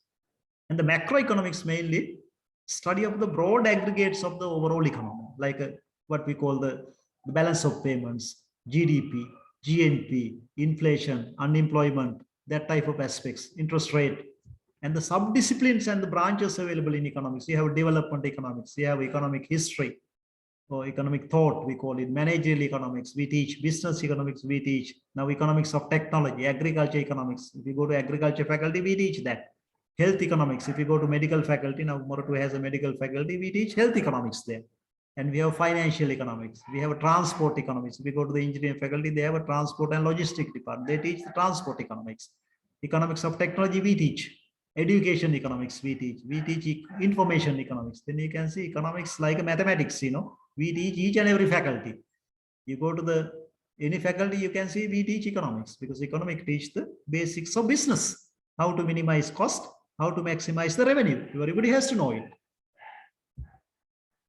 And the methodology in economics, that is a very important. When it comes to research, you have to know, is a deductive methodology or inductive methodology you are following. Both deduction and induction are type of inference, which means reaching a conclusion based on the evidence and reason. That's a scientific way of taking the decisions. In universities, we do scientific work, The universities, people, all of you are scientists, You want to see the causal effect relations. If something happened, there should be reason. Otherwise, you don't trust, We have to prove it, fact and figures, Likewise, your assignments, Lecturers are giving so many assignments, you have to come and you have to follow the scientific way of proving it, Then we have to follow either deduction or either induction. The deduction moves from idea to observation, while induction moves from observations to idea. And if you see the second line, you can see the main difference between the inductive and deductive reasoning is that inductive reasoning aims at developing a theory. Because some of you are developing a theory out of your work, You just check what others' theories are saying, you find the weaknesses, and you say, this is the thing, my addition.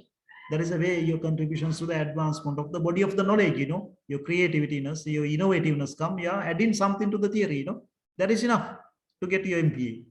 And while deductive reasoning aims at the testing at existing theory, you don't want to develop a theory. Whatever develop, you apply to Sri Lankan situation. You prove the theory. Then you can see the difference between the inductive and the deductive methods. Inductive reasoning move from specific observations to broad generalization, and deductive reasoning other way around. It goes to the what we call the general to specific. Former one go to the specific to the general one. You are learning these things when it comes to research modules, Because in scientific methods, we have to follow what we call Karl Popper's, If somebody say the God says, but we don't trust it, Universities, we don't have places for that, Our community is a scientific community, We need a fact, figures, causal effect relations to understand something. And the deductive method, you can see what you follow the deductive methods, identify the problems and define technical terms and relevant variables. They are to make an assumption, process of logical deductions to derive implications, formulation of hypotheses, out of the conceptual framework we are developing that one. And the making predictions and testing them. Check prediction are in agreement or conflict with the fact. They have to modify assumption and again follow the procedure or theory is discarded in favor of the superior alternative. Then deductive methods, some of you are following in your assignments and your research. And thereafter you have what we call your inductive methods, identify the problems, data collection and some preliminary thinking, data processions to find out how they are related, develop in a theory and refine it through the statistical methods, make predictions and test them, check predictions are in agreement or conflict with facts, collect more data and again follow the procedure or theory is discarded in favor of the superior alternative. You can see there is a slight difference between the inductive and deductive method. Both are scientific methods which we follow in the scientific community. If you follow these things and if you say something, scientific community will accept, journal will accept. Otherwise, they don't accept it. And type of economic analysis also, you can see we do partial economic analysis. Partial economic analysis means keeping all other factors constant except one factor. In demand theory, we build all other factors affect per demand fixed or constant except the price. If a price is going up and down, what is going to happen for a quantity demand? Based on that, we can easily develop a demand theory. You go to Maharagama market, maybe Piliyandala market, Moratuwa market, that market, and you visit the vegetable and you can see how the people are behaving. Whenever prices are up, they are buying less. Prices are more, they are buying less. That is enough. Based on that one, you develop a theory. You can see all other factors which affect for a demand is a constant, only the price is changing. Then you can easily get a demand curve, downward sloping demand curve. And other one, the general equilibrium analysis, or what we call the general economic analysis. All the factors are changing together. That is very difficult one. It's like mathematics, nothing is constant. Everything going to change. Then what is going to happen for a demand? The dependent variables. You learn these things from your quantitative lecturers. There are the static analysis. Analysis based on the one point in time, using the sigma, we do that one. And dynamic analysis. Analysis based on the different point in time in a continuous manner. Integration we are using for that. And thereafter we do the comparative static analysis. We are comparing different equilibriums together. In demand analysis, market structure analysis, we do that one. Analysis based on comparing various static points, in demand analysis, market structure analysis, we do that one. You understand during that time. All these analysis we do throughout in our courses, type of economic analysis. Not only economics, even in engineering science, medical science, all the STEMs, they use this one, what the economists are doing. And the basic economic concepts, you can see the scarcity. Everybody know, limitations of the resources and unlimitations of the wants. That is why scarcity. Why the resources are limited? Relative fix in supply, whatever God gave, you have to be satisfied. If you can get like a port city, but heavily costly and very sensitive. And the alternative uses, if you use for one, you can't use for others. Due to technology, you can increase sometimes resource limitations and the development stage of the country. And the unlimitations of the wants. Why the wants are unlimited, multiplying? Because human behavior, as religious leaders said, we like to have more rather to less, you would like to have 10, 20, 50, 100, but you can't have, maybe you can have only 1 or 2. Ask from the economists, they will do. Sometimes you can say the Sri Lankan, all the roads are bad, rural roads, but government have money to develop only 1,000-kilometer roads. How do you select that one? Engineers doesn't know. Then you have to go behind the economists. Economists know how to do that one because they have all these indicators. We train them to do that one. They have what we call the EIR, ENPV, the cost benefits ratios, and the extended cost benefit analysis. And using that one, they select 1,000 kilometers. Thereafter, engineers can develop that one. And thereafter, the reasons for unlimited wants is age. Younger age people have more wants. Culture. Western culture people, they like to always go behind the consumerism. Socio-economic situation of the country, advertisement, openness of the economy. And like the today's situation, you can see unlimitations means people are trying to limit their wants, because they don't have income. No goods are not available in the market. They are going for alternative things. You can see the main reasons are within bracket you find for a limitation of the resources and the unlimitations of the wants. Then you can see And scarcity leads to choice and system of allocation. Things are not available enough, then you have to find the mechanisms to select and mechanisms to distribute. That is why we do market, or we do government, or we do both combination of the together. If you can see, the private sector is doing market mechanism work, government is doing the other mechanisms, and the mixed economy, you find both parties are working together. Then you can see scarcity exists when people want more and items than is available. That is why scarcity happening. If there's enough of a good available at a zero price to satisfy wants, the good is said to be a free good. Free good doesn't have a price because you have plenty of. If there's not enough of a good available at a non-zero price to satisfy wants, then good is said to be economic. Economic good has a price, it has an opportunity cost.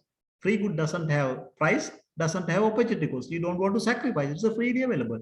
But now free goods are becoming economic goods due to this commercialization moves. And you can see the basic economic problems: limited resources, unlimited wants, then conflict. You cannot have everything, then you have to select what to produce, what good and services and what quantity are to be produced. You can't produce everything, you have to select it. And the how to produce, that is a selection of the production techniques, a capital intensive or labor intensive, or more biased to capital or more biased to labor. By look at the factor endowments of your country, you decide that one. And to whom to produce. There's another important basic economic questions. Distribution among the different income groups, different regions, different social groups. And in addition to these basic three problems, you have other economic problems like a sustainable development, the green economy, environmental protection, economic growth and the development. Country like Sri Lanka, we have all these problems. Our economy is also not growing, our economy is not developed, everybody doesn't have decent life. And the corruption and the clean government, we are discussing under the what we call the crime economics. They are separate subjects.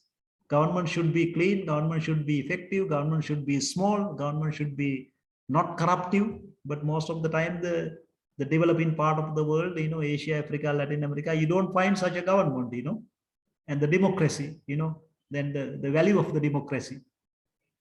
And that these are the what we call the basic economic problems economists are trying to address. And the economic system thereafter, you can see economic system differs according to the ways in which the answers for these basic economic problems. You have a free market or capitalist economy, price mechanism, supply, demand, everything determined.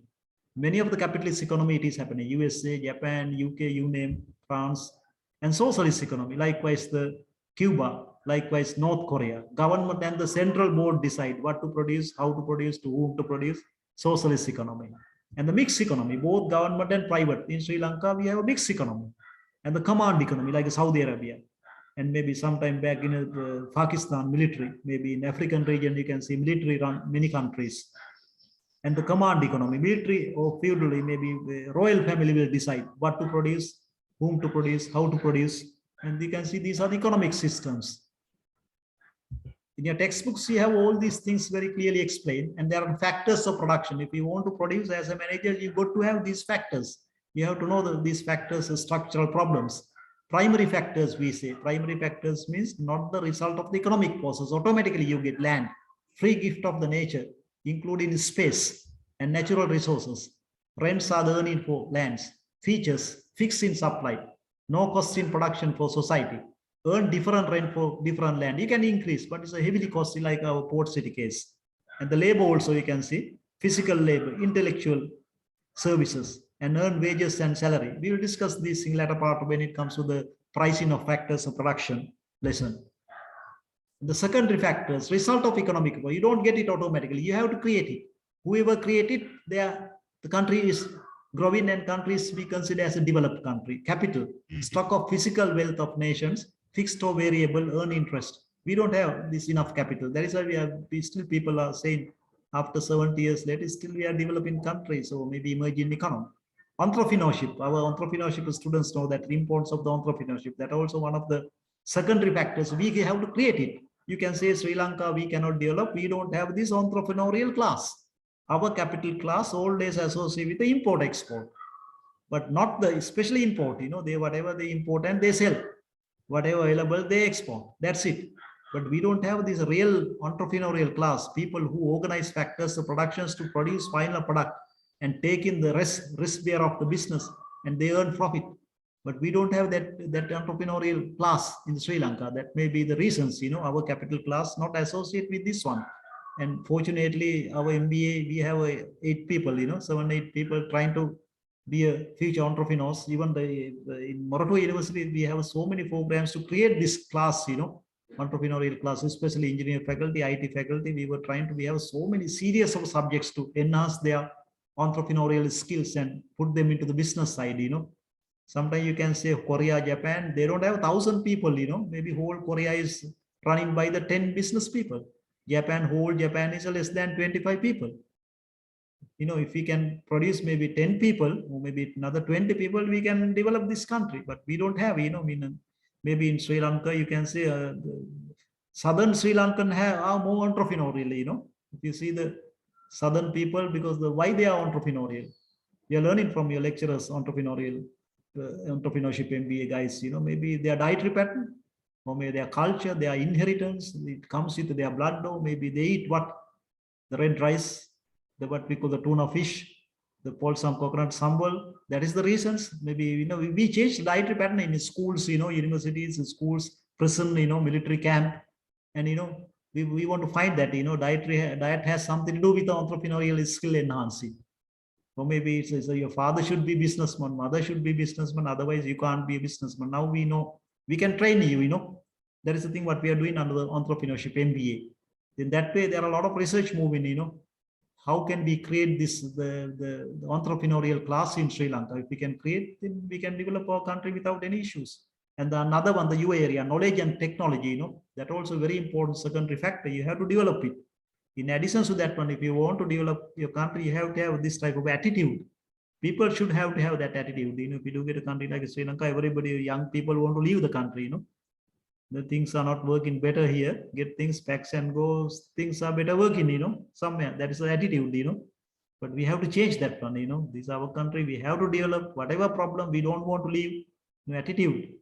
And the political system should be clean, But that is not there, And the social and the environmental system infrastructure should be, in line with the business acumen. But that is not there, Doing business and easy to do business indicators are very low in Sri Lanka, In that way, you can see the secondary factors, result of the economic effort, we have to create it, If you don't have these things, you have to create whatever means. The universities, one of the main duties to create these things.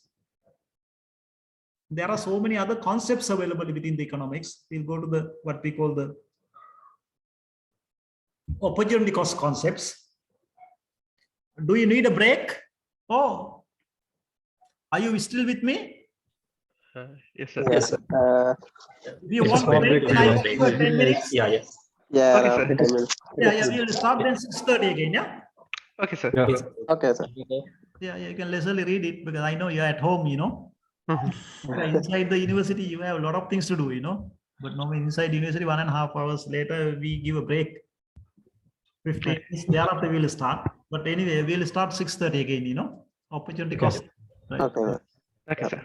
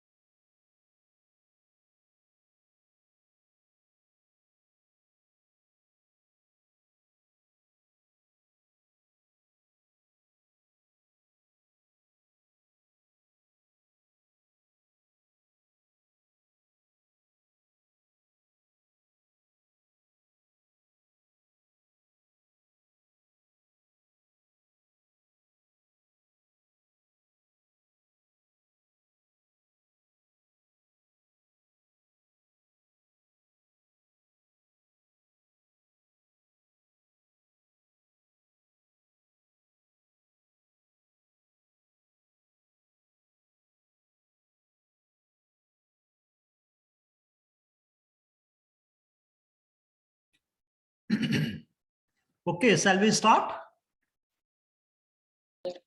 Yes, sir. Yeah.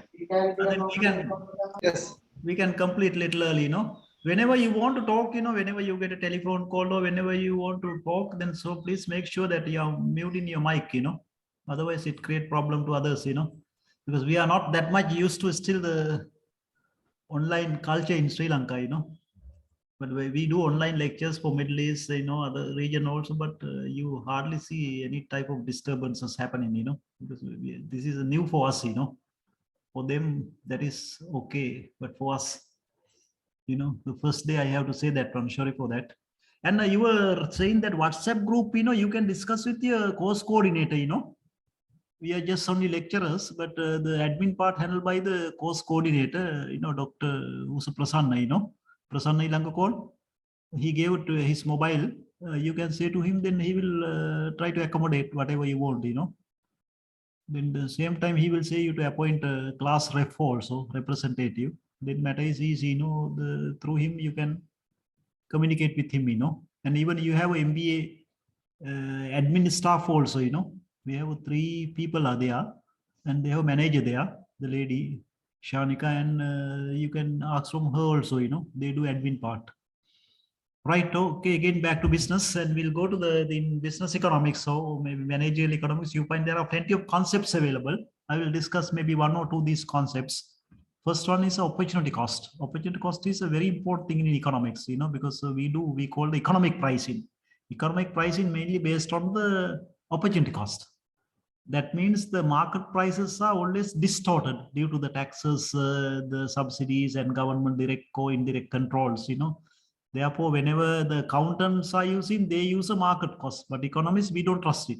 We consider it as a distorted cost. Therefore, we always use opportunity cost. Opportunity cost means we are using a conversion factor.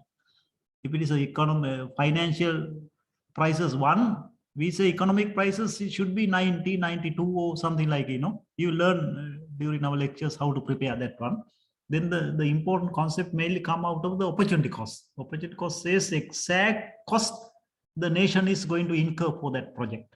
Then you can see opportunity cost occurs due to limited resources and unlimited wants. You can see the human behavior, resources are limited. You don't have enough, Even whatever amount you have, it is limited, because human nature, we like to have a more rather to less. And unlimited wants, there is a human nature, and this creates scarcity, which leads to choice. Scarcity always created because of the limited resources and unlimited wants, and it lead to the choice. We have to find some mechanisms to allocate resources. We cannot have everything what we want. There is the human nature, and therefore, if we want to have one more, we have to sacrifice something. You cannot have everything, you can have everything, but sacrificing little from each and everything. A sacrifice best opportunity is called an opportunity cost. Opportunity cost of a good is the quantity of other goods sacrificed to obtain another unit of that good. And the opportunity cost of particular action or activity is the loss of the opportunity to pursue the most attractive alternative given the same time and the resources. Then you can see opportunity cost for free good is 0, because you don't want to sacrifice anything. You have plenty of it. It's like a sunshine, sea water. And whenever somebody put water into the bottle after purifying the sea water, then it become economic goods, because somebody incur the cost. Then it has opportunity cost. Then opportunity cost for a economic good is a positive.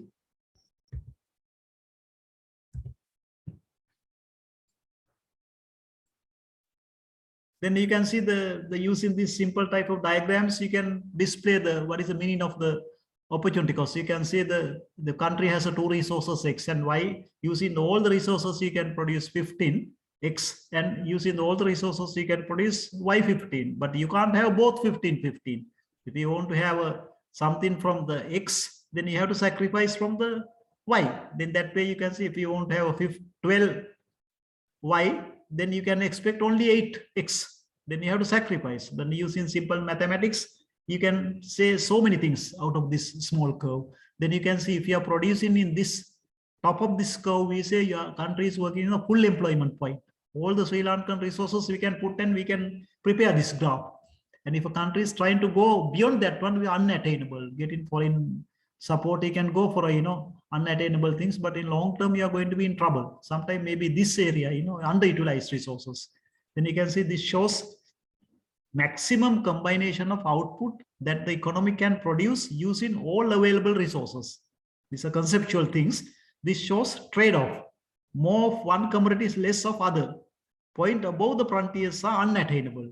Below, inefficient. Country like Sri Lanka, we are not in the full employment points. We always below that curve. That means we always, our each and every production or maybe organize it, everything inefficient. And the maximum of full employment points, country like Japan or maybe France, you can say they are working in full employment points.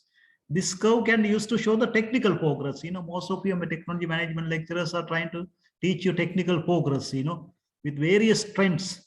And the economic growth also we can prove with this one. If a curve is shifting to the left, what is? Shift to the right, what is it? If it is a right, then we say you got economic growth. You got a technical progress. And the opportunity cost can be explained by using the different shape of curves, such as increasing, decreasing, constant, and various type of, the shape you find it. This is nothing else, the simple mathematics. And there's another principle likewise, opportunity cost, marginal principles. The humans are taking decisions based on the marginal principles. Companies are taking decisions based on the marginal principles. This explains additional benefit derived from a particular decision and compare with them additional cost incurred. Then you can see widely used in production decision, revenue decision, profit maximization decision, investment decision, hiring decision, firing decisions. Then we say the marginal product of labor equal to marginal product of capital, the marginal revenue, and the marginal cost. You can see the marginal principle also we are heavily using in the production, revenue, profit maximization, investment decision, hiring, firing decisions, expansion decisions. And these things you will learn the latter part of our lecture with applications. Then keep in mind something called the opportunity cost, something called marginal principle we are heavily using throughout our economic decision making. And the functions of the economists, as I said earlier, what actually economists are doing, why they are so much demanded, so much highly paid, and the functions of the economists, they are good in analyzing the production, exchange, distribution, consumption, investment. If you want to analyze all these aspects, get a higher economist. They know how to do it. And the supply, demand, elasticity, estimation, and forecast. That is a very important. As a manager, you got to know it, How do you estimate the supply? How do you estimate the demand? How do you calculate the supply elasticity, demand elasticity? How do you forecast your supply and demand for the next 10 years, 5 years? Economists are very good in that. And the preparation of the business plan and conduct an analysis of the market surveys and the analysis of issues related to the production cost, revenue, profit. Likewise, earlier case, company come and say to you, look, earlier I was making a profit. I'm not making now any profit. I'm out of the business. Can you help me to get back into business? Then ask from the economists. They will really explain. They get your production data, they get your costing data, revenue data, profit data, and they analyze and they will say, do these things. You are getting back in the business. You are learning these things out of these lectures, how to do that. And the analysis of competition and the market structure. Then the economists are very good in that. And the analysis of issues related to the firms and the industry. There are two things, how you analyze in the firm and industry behavior, structure, conduct, performance, market structures, and the investment appraisal and the feasibility studies.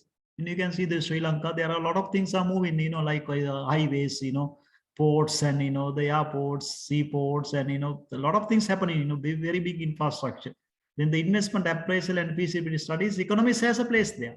Economists do financial analysis sometime. They do economic analysis. They do extended cost benefit analysis, cost effectiveness analysis. Economists are very good in that. And the advertising on pricing, advising on the pricing, marketing, distribution, economists do it. Economic research and modeling they do, especially people in the central bank, prime minister, treasury, World Bank, they do a lot of economic research, even the university people, research firm people. And the briefing domestic and global economic issues to the board of directors, they do it. In a big multinational corporation, they have this position. In Sri Lanka, also some big corporations, they have this post. And economic policy advising, they always say what to do, how to do. If you are poor, then they will help you to get out of the poverty. If you have dollar crisis, the economists are very good in advising, but sometimes maybe the real economists are saying something, maybe ruling party doesn't want to accept that, that may be the reasons, in economic policy advising. Then you find the World Bank doing, IMF is doing, Asian Development Bank doing, UN is doing, and Sri Lanka Central Bank guys are doing, Treasury Plan Ministry guys are, university guys we are doing, economic policy advising. These are the functions of the economists are doing. For economists are highly demanded because of these things, they teach the basics of business. And the tools used in economics, likewise any other science, we use variables, we use attribute, we use exogenous, endogenous variables, functions, models, because we are heavily analytic subjects now. Because you find there we have colleagues, who are econometrics specialized guys, statistical, mathematical, descriptive econometrics. These models are based on the assumption. Then you can see modeling we heavily do. We do CGA modeling, SCM modeling we do. Sometimes some of our models may be working maybe nearly 1 week in the computers. Sometime today, the modeling culture, the modeling exercise has gone to very extent, that the government can now say that spending $1, what is the impact for a deep interior of the Monaragala one rural household? Up to that level, we develop that one. If a government spend a 1 rupee, what is the impact for the deep interior of the Monaragala rural one village and the one household? In a village, one household, what is the impact? Up to that level, we develop a modeling now. So now most of the activities in economics are moving through the models, now software guys are available. Modeling part, information economics, we called it. And there are all other tools used by the economists, likewise any other science, nominal market prices, we don't trust. Real prices, deflated, we are removing the price impact, inflationary impact. Then that may be the right, whenever you do your assignment, always go for a deflated or real prices. Nominal prices has inflation. Production sometimes maybe seems like going up, but actually it didn't go up, only the price going up. Real production shows with the deflated prices. And the data we use, time series, cross-section, panel, pool, all type of data, because it's a heavily analytic subjects.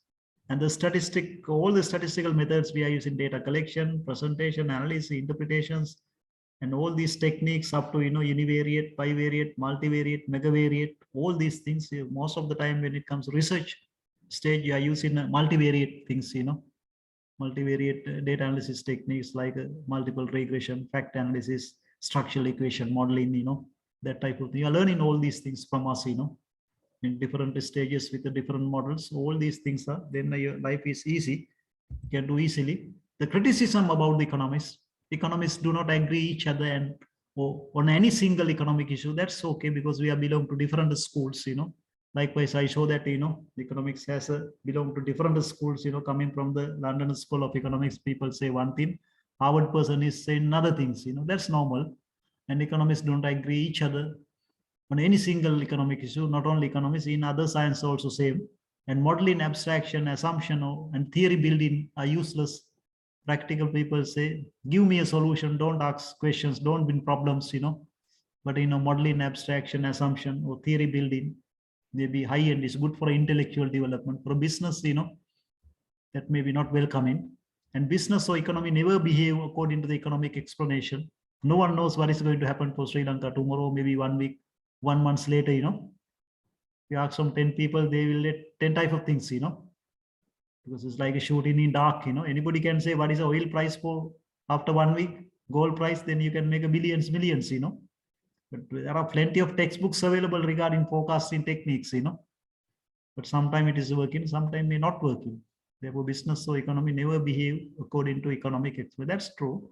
Hard to apply microeconomic concept for business. Yeah, some of our concepts mainly for intellectual development, Scientists to discuss, argue, debate, professors to do their research, but not to apply practically.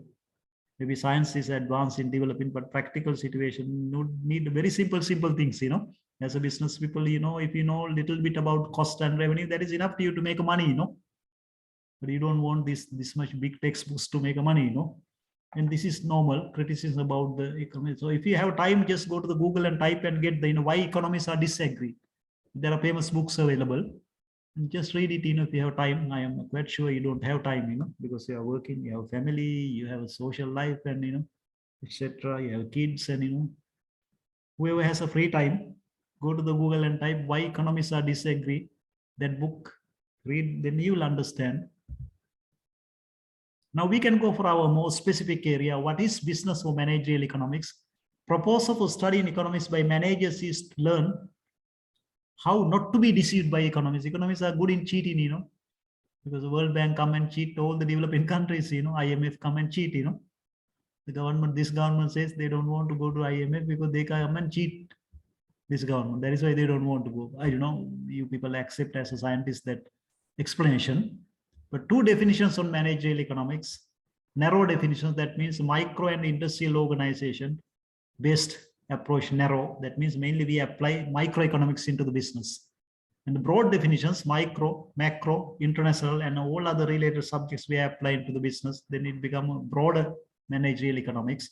Generally, managerial economics apply economic theory and methodology to business and administrative decision making. You can see, I will repeat that one. Generally, managerial economics applies economic theory and methodology to business and administrative decision making.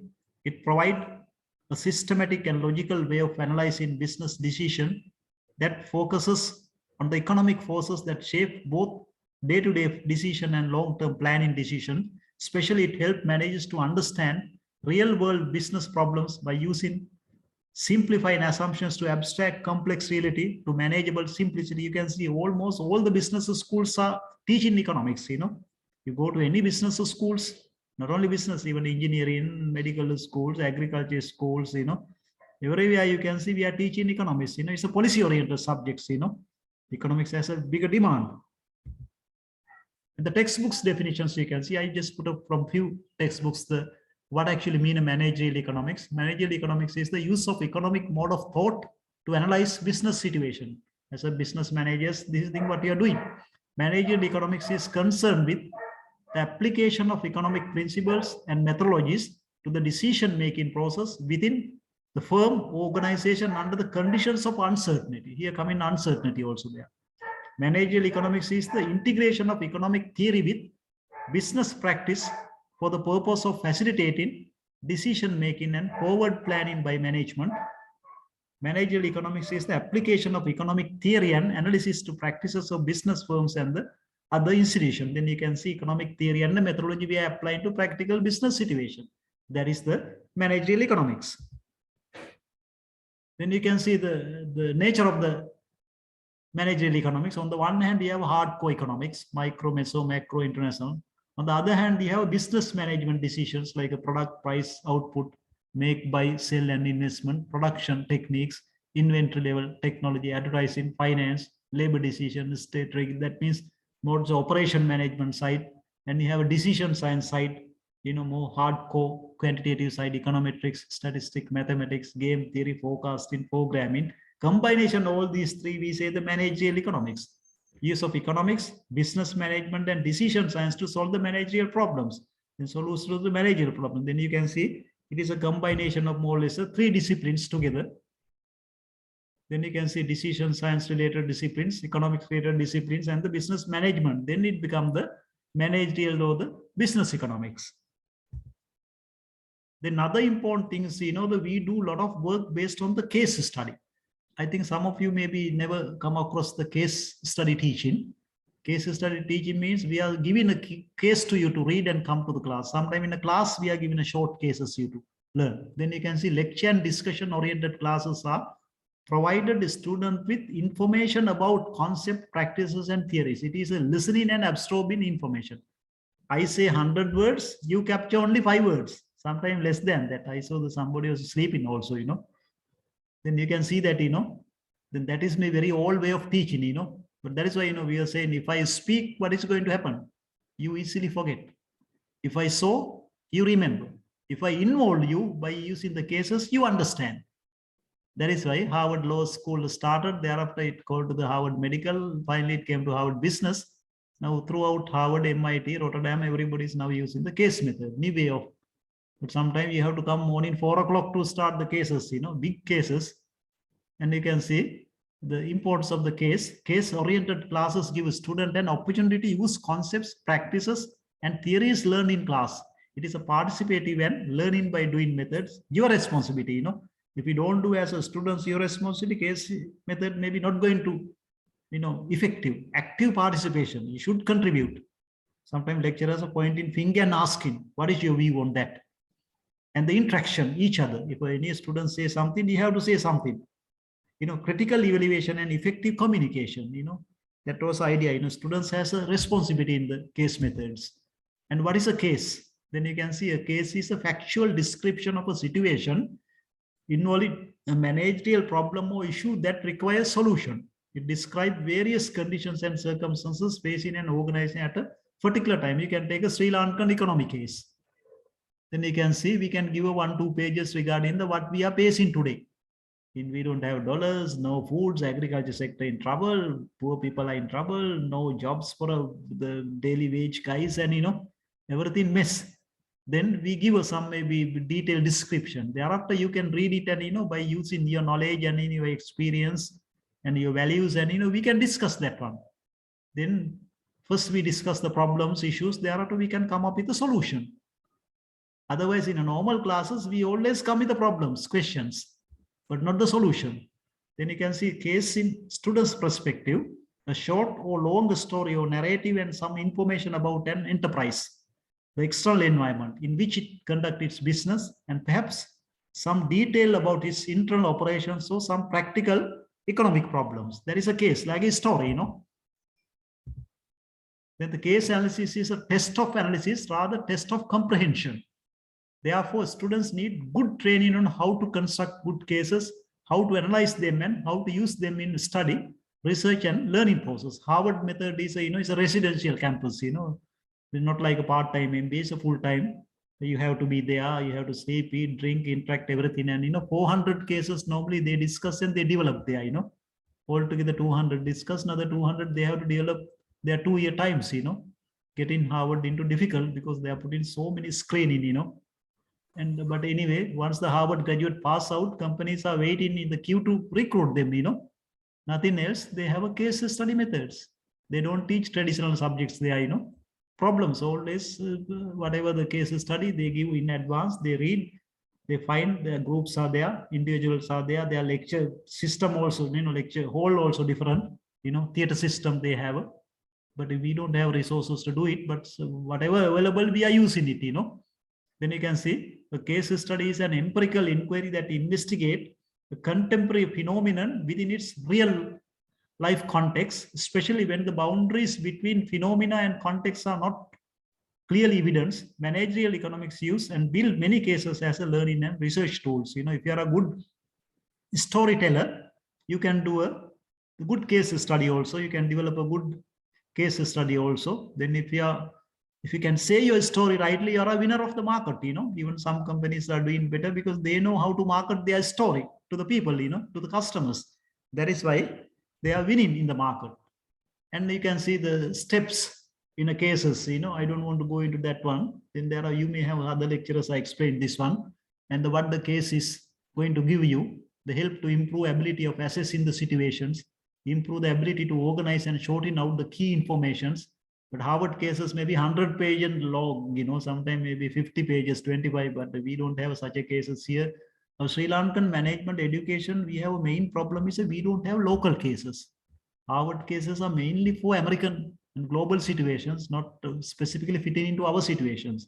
That is why, our faculty, we were trying to start the case development center, but we couldn't get the fund from somewhere, Improve the ability of forming the right questions, improve the capability of defining opportunities and problems, help to improve identification and evaluation of alternative courses of action, improve ability of interpretation of data, improve evaluation ability of result of past strategies, improve ability of developing and defending new strategies, interaction, training to deal with uncertainty, ability to respond to criticisms and to evaluate others' work. That's a very important in business.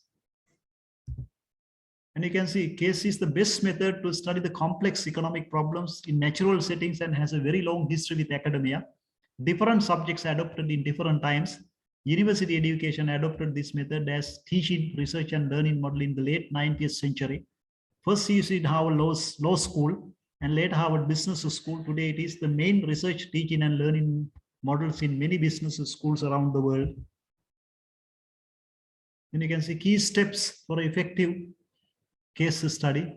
First, you grasp the study, you have to read it few times. Familiarization. Normally, in-person classes, we group the class and we hand over different cases and they have to argue in with the different groups. They have the situational study, understanding the operational circumstances of business and its environment, arriving at the core problems, identification of main problem, analysis and the inferences, synthesis and interpretation ability will improve, list of recommendation, theoretical sound and justifiable policies, presentation of case report. Report should be in a professional setting. The individual contribution has to say. And I think that we came to the last part of the lecture. Then these are the references for today's lecture. If anybody interested, they can read these things and improve. And these are the extra readings. And if anybody want, they can read these books. And the class case analysis, you can see that I gave a small 2 cases.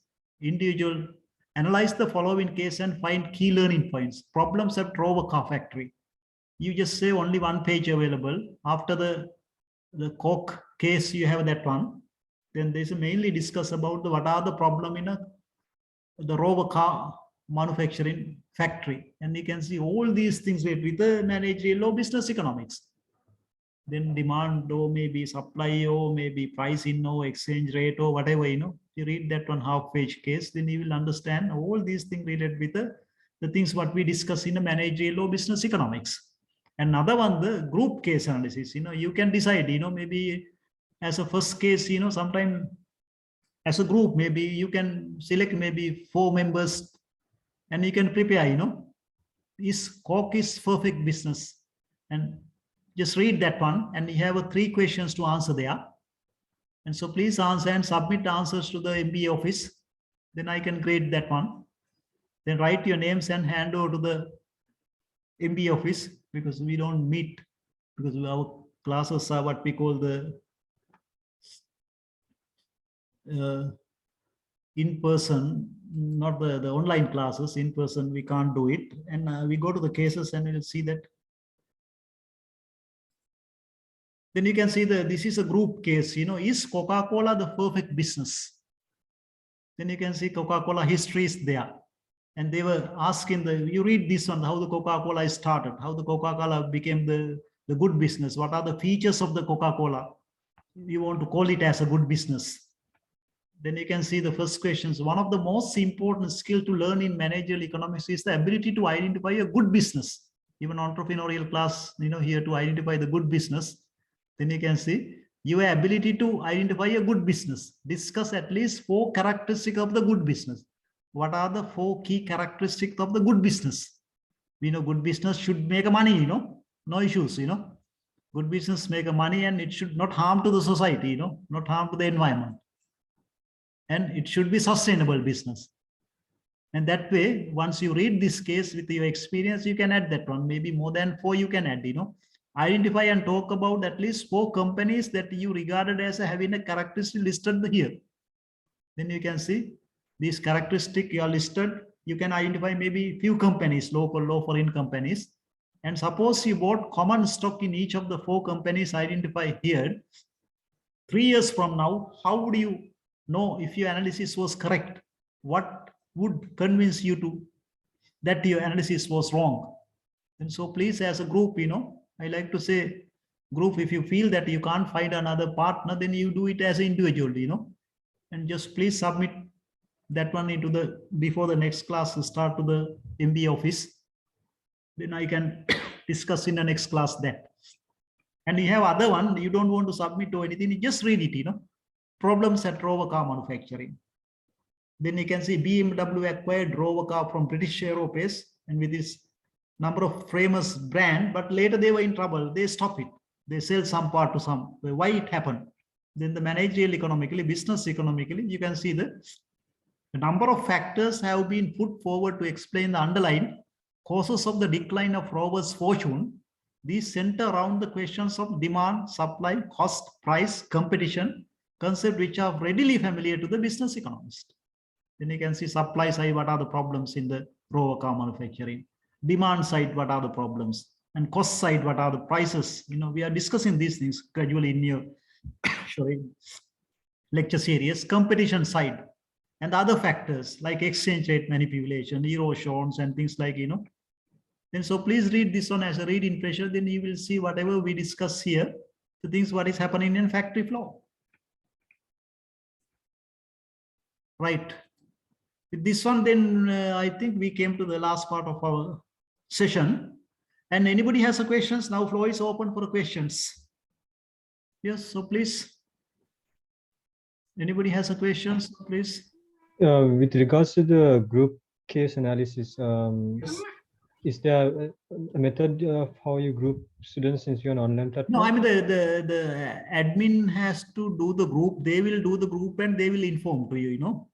Okay, so this group case analysis, is it required by before the Not class? necessary, you know, just for your I gave you can consider it as a maybe reading pressure. You can give it as a maybe as a first case individual one, you know, at least you can read and you know, as an individual one you can submit it, you know, because group it takes time, you know. I have to discuss with the admin. Okay. Admin will do the yeah. So this will be required for next 29th class. Sorry. The class next week on the 29th of September. Yeah. You can send that one to the 29th before that one. Yeah. Okay. Is it okay if we submit it on Moodle? Yeah, submit to Moodle to the go to the admin because they have to record it. Right, submit via the Moodle to the admin. Okay. Right. Any more questions? So please find the textbooks. You know, if you can stick to any book. You know, it doesn't matter. All the books are saying the same thing, but in different cases, different colors, and you know, concept is same. You know. The first book you can consider as a main textbooks in your reading list, but these books are now very expensive. You know, we can't find it. But the old version available, freely downloadable. But some of you may have in office. You know, even Moroto University also subscribes into some of these e-books. You just check with course coordinator. They will help. You know, regarding the textbooks and always read the business pages. You know, BBC, CNN, and you know whatever Al Jazeera the business news and local business news, you know, weekend papers, you have a business sections. And as a manager, you should be aware what is happening around you, you know, in economic, finance, you know, that aspects, management aspects, you know, then you can be a full-fledged manager, you know. And even businessman, you know, some of you may be businessmen and some entrepreneurship guys who want to start the business, you know. Really, you know, you can't plan it, you know, accidentally you capture your business idea, you know. And they have to, you know, how to execute it, you know. The idea always first, you know, money second, you know. If you have a good business idea, money automatically come in, you know. Our main problem is we don't have a good business ideas, you know. As a nation, that is why you're in trouble, you know. Think about that way. Anybody has any questions regarding WhatsApp group, discuss with your course admin, you know. Professor, just to clarify on the earlier clarified question, Yes. we are supposed to work on the Coca-Cola case study, isn't it? Yeah, definitely. That is another one for a read inflation. Coca-Cola one, you can work as an individual and, you know, there are 3 questions to answer. Read it. You know, not only the facts and the figures available from this case itself, your experience you can add there, you know. That was the idea, you know. Case study. Sometime if you do have a time, then next class I can ask from each and everybody your answers, you know, your views on that case. Then what are the basic features of the good technical business? Any particular format that we are supposed to submit it? Yeah, you in your the handbook you have that one, yeah. Yes, that will follow that, right? Okay. Yeah. Handbook one you have to follow it, you know. Handbook give that one. Because I'm just lecturer, you know, but I don't know the admin part they are handling, you know. The admin part, MOT department and the course structure is there. Right, try to get a maybe first appointed by get appointed by yourself as what we call the class ref, you know, then the matter is easy, you know. If you have anything, you just contact class ref to the lecturer and the admin, you know. Because Moroto is a very open and, you know, we are working, it's a very democratic manner, you know. Others have right to oppose and, you know, complain, no issues, you know. We tolerate everything, you know. Moroto has a very matured people, right? If you have any issues, we like to accommodate it, right? We are sorry that the business education in online is not that much effective, right? You should be physically see the Moroto and, you know, there's a culture, you know, and there are canteens and, you know, library and, you know, should mix with them and, you know, the classroom environment and, you know, it's going to be what we call the deep collaborative experience to you, you know. seen classroom, everybody group in, and as a lecturer, we do see whether you understand or not, and hard stuff come, on the way with the lecture series. Today is just introduction. I guess now you may have little idea about, what is a managerial economics, what is a business economics, importance of the technology, innovation, entrepreneurship to get developed in a nation, Can easily say the while we were getting independence, we were the #1 in Asia, Some of our indicators are far ahead of even Japan, but today what happened to us? Can easily say we didn't invest on the science, technology, R&D, innovation, tech entrepreneurship. That is why we are in this poor situation. Simply you can prove that. That is why we want to see that at least our technology management graduates will do something. But I think last 20 years we produce, I think more than 75% left the country, Because our 2 MBAs are recognized for a Canadian and all New Zealand, all the Australian migration, they give marks for this one. Most of the MBAs, they don't recognize. Even some of the UK MBAs, they don't recognize. But our one, they accept. More to one. That way we have a high credibility for our MBAs because we do it rightly. I'm really happy because at the start from I stay with these MBAs. I remember the first MBA inauguration, we didn't have money. I spent my own private money. Because we are in the public sector, we have a lot of, restriction, rules, regulation, because our main duty is to undergraduate, these are extra work. Any lecturer they can refuse to work in MBAs or other postgraduate taught courses. Because we are charging from you, Because you have to understand that we also work in a very hard way, We have all these audit queries and things like, a lot of problems when it comes to this type of courses. But we never gave up it. We are happy that, Right. Anybody has any questions regarding subjects matters or admin matters? Because as a dean, I may be finally responsible for all these things. But we are introducing more postgraduate courses, MBA in analytics we are introducing, digital marketing, and the finance MBA we are introducing. We have 3 departments. This is MOT one. MOT has a 2. But sometimes MOT will change the entrepreneurship MBA to tech entrepreneurship MBA, and normal entrepreneurship part they will hand over to the IM department because they have that specialty. Even DBA is coming, Doctor of Business Administration under the graduate studies. We are helping to them. We are almost 75% done. Right. I have one more question actually. Yes. Sorry. Yeah. How do we submit this to you? Is it via the email or? No, I'm trying to find- Moodle has a system, You have I'm trying to to find that actually. It is there. Then they just contact the course coordinator or the admin department. They will explain to you how to do that one. Okay, sure. Yeah. They just contact the number they gave, today, the admin number and the course coordinator. Because course coordinator is a person who is responsible for this course, You have to always come via the course coordinator to the head of the department and head through to me, via me to the vice chancellor, and through vice chancellor to UGC chairman, through the minister president, public sector, there is a channel, protocol.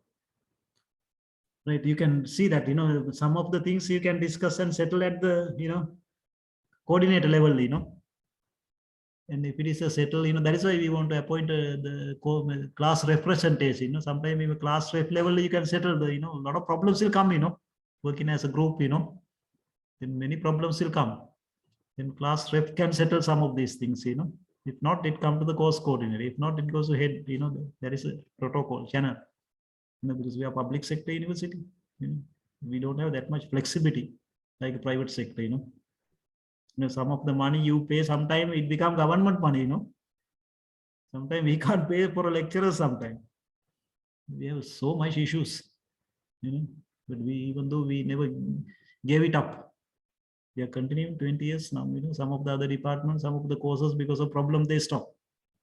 Because their main duty is to teach undergraduate. That is why they are paid. These are extra work, we created these courses. They help, they tax, they take money. That's the way it works. Right, and rather than taking your times, the gossips we can talk later, If anybody has any questions regarding the subject, so please, my email is there, in course outline, then you can just send me, you know, if you need more books, questions, uncleared area, you know. We are very sorry, you know, business education, I don't trust that much in online, you know. Now people like to do it, even though we want to do it in person, still people like to do it online, you know. There's a problem, you know. But your course we are doing a weekend, you know. The weekend we don't have that much crowd at Moratu, you know. And I think I said to head of the department to start online, in person, but still we don't know, you know, which direction this will end up in. Let's see, you know. Anytime it is possible, we will start in person. You know, then you get a real education, you know, interaction, seeing each other, you know. Right, then I will conclude the today's session. If you have any problems, you have my email. Just send me an email, you know.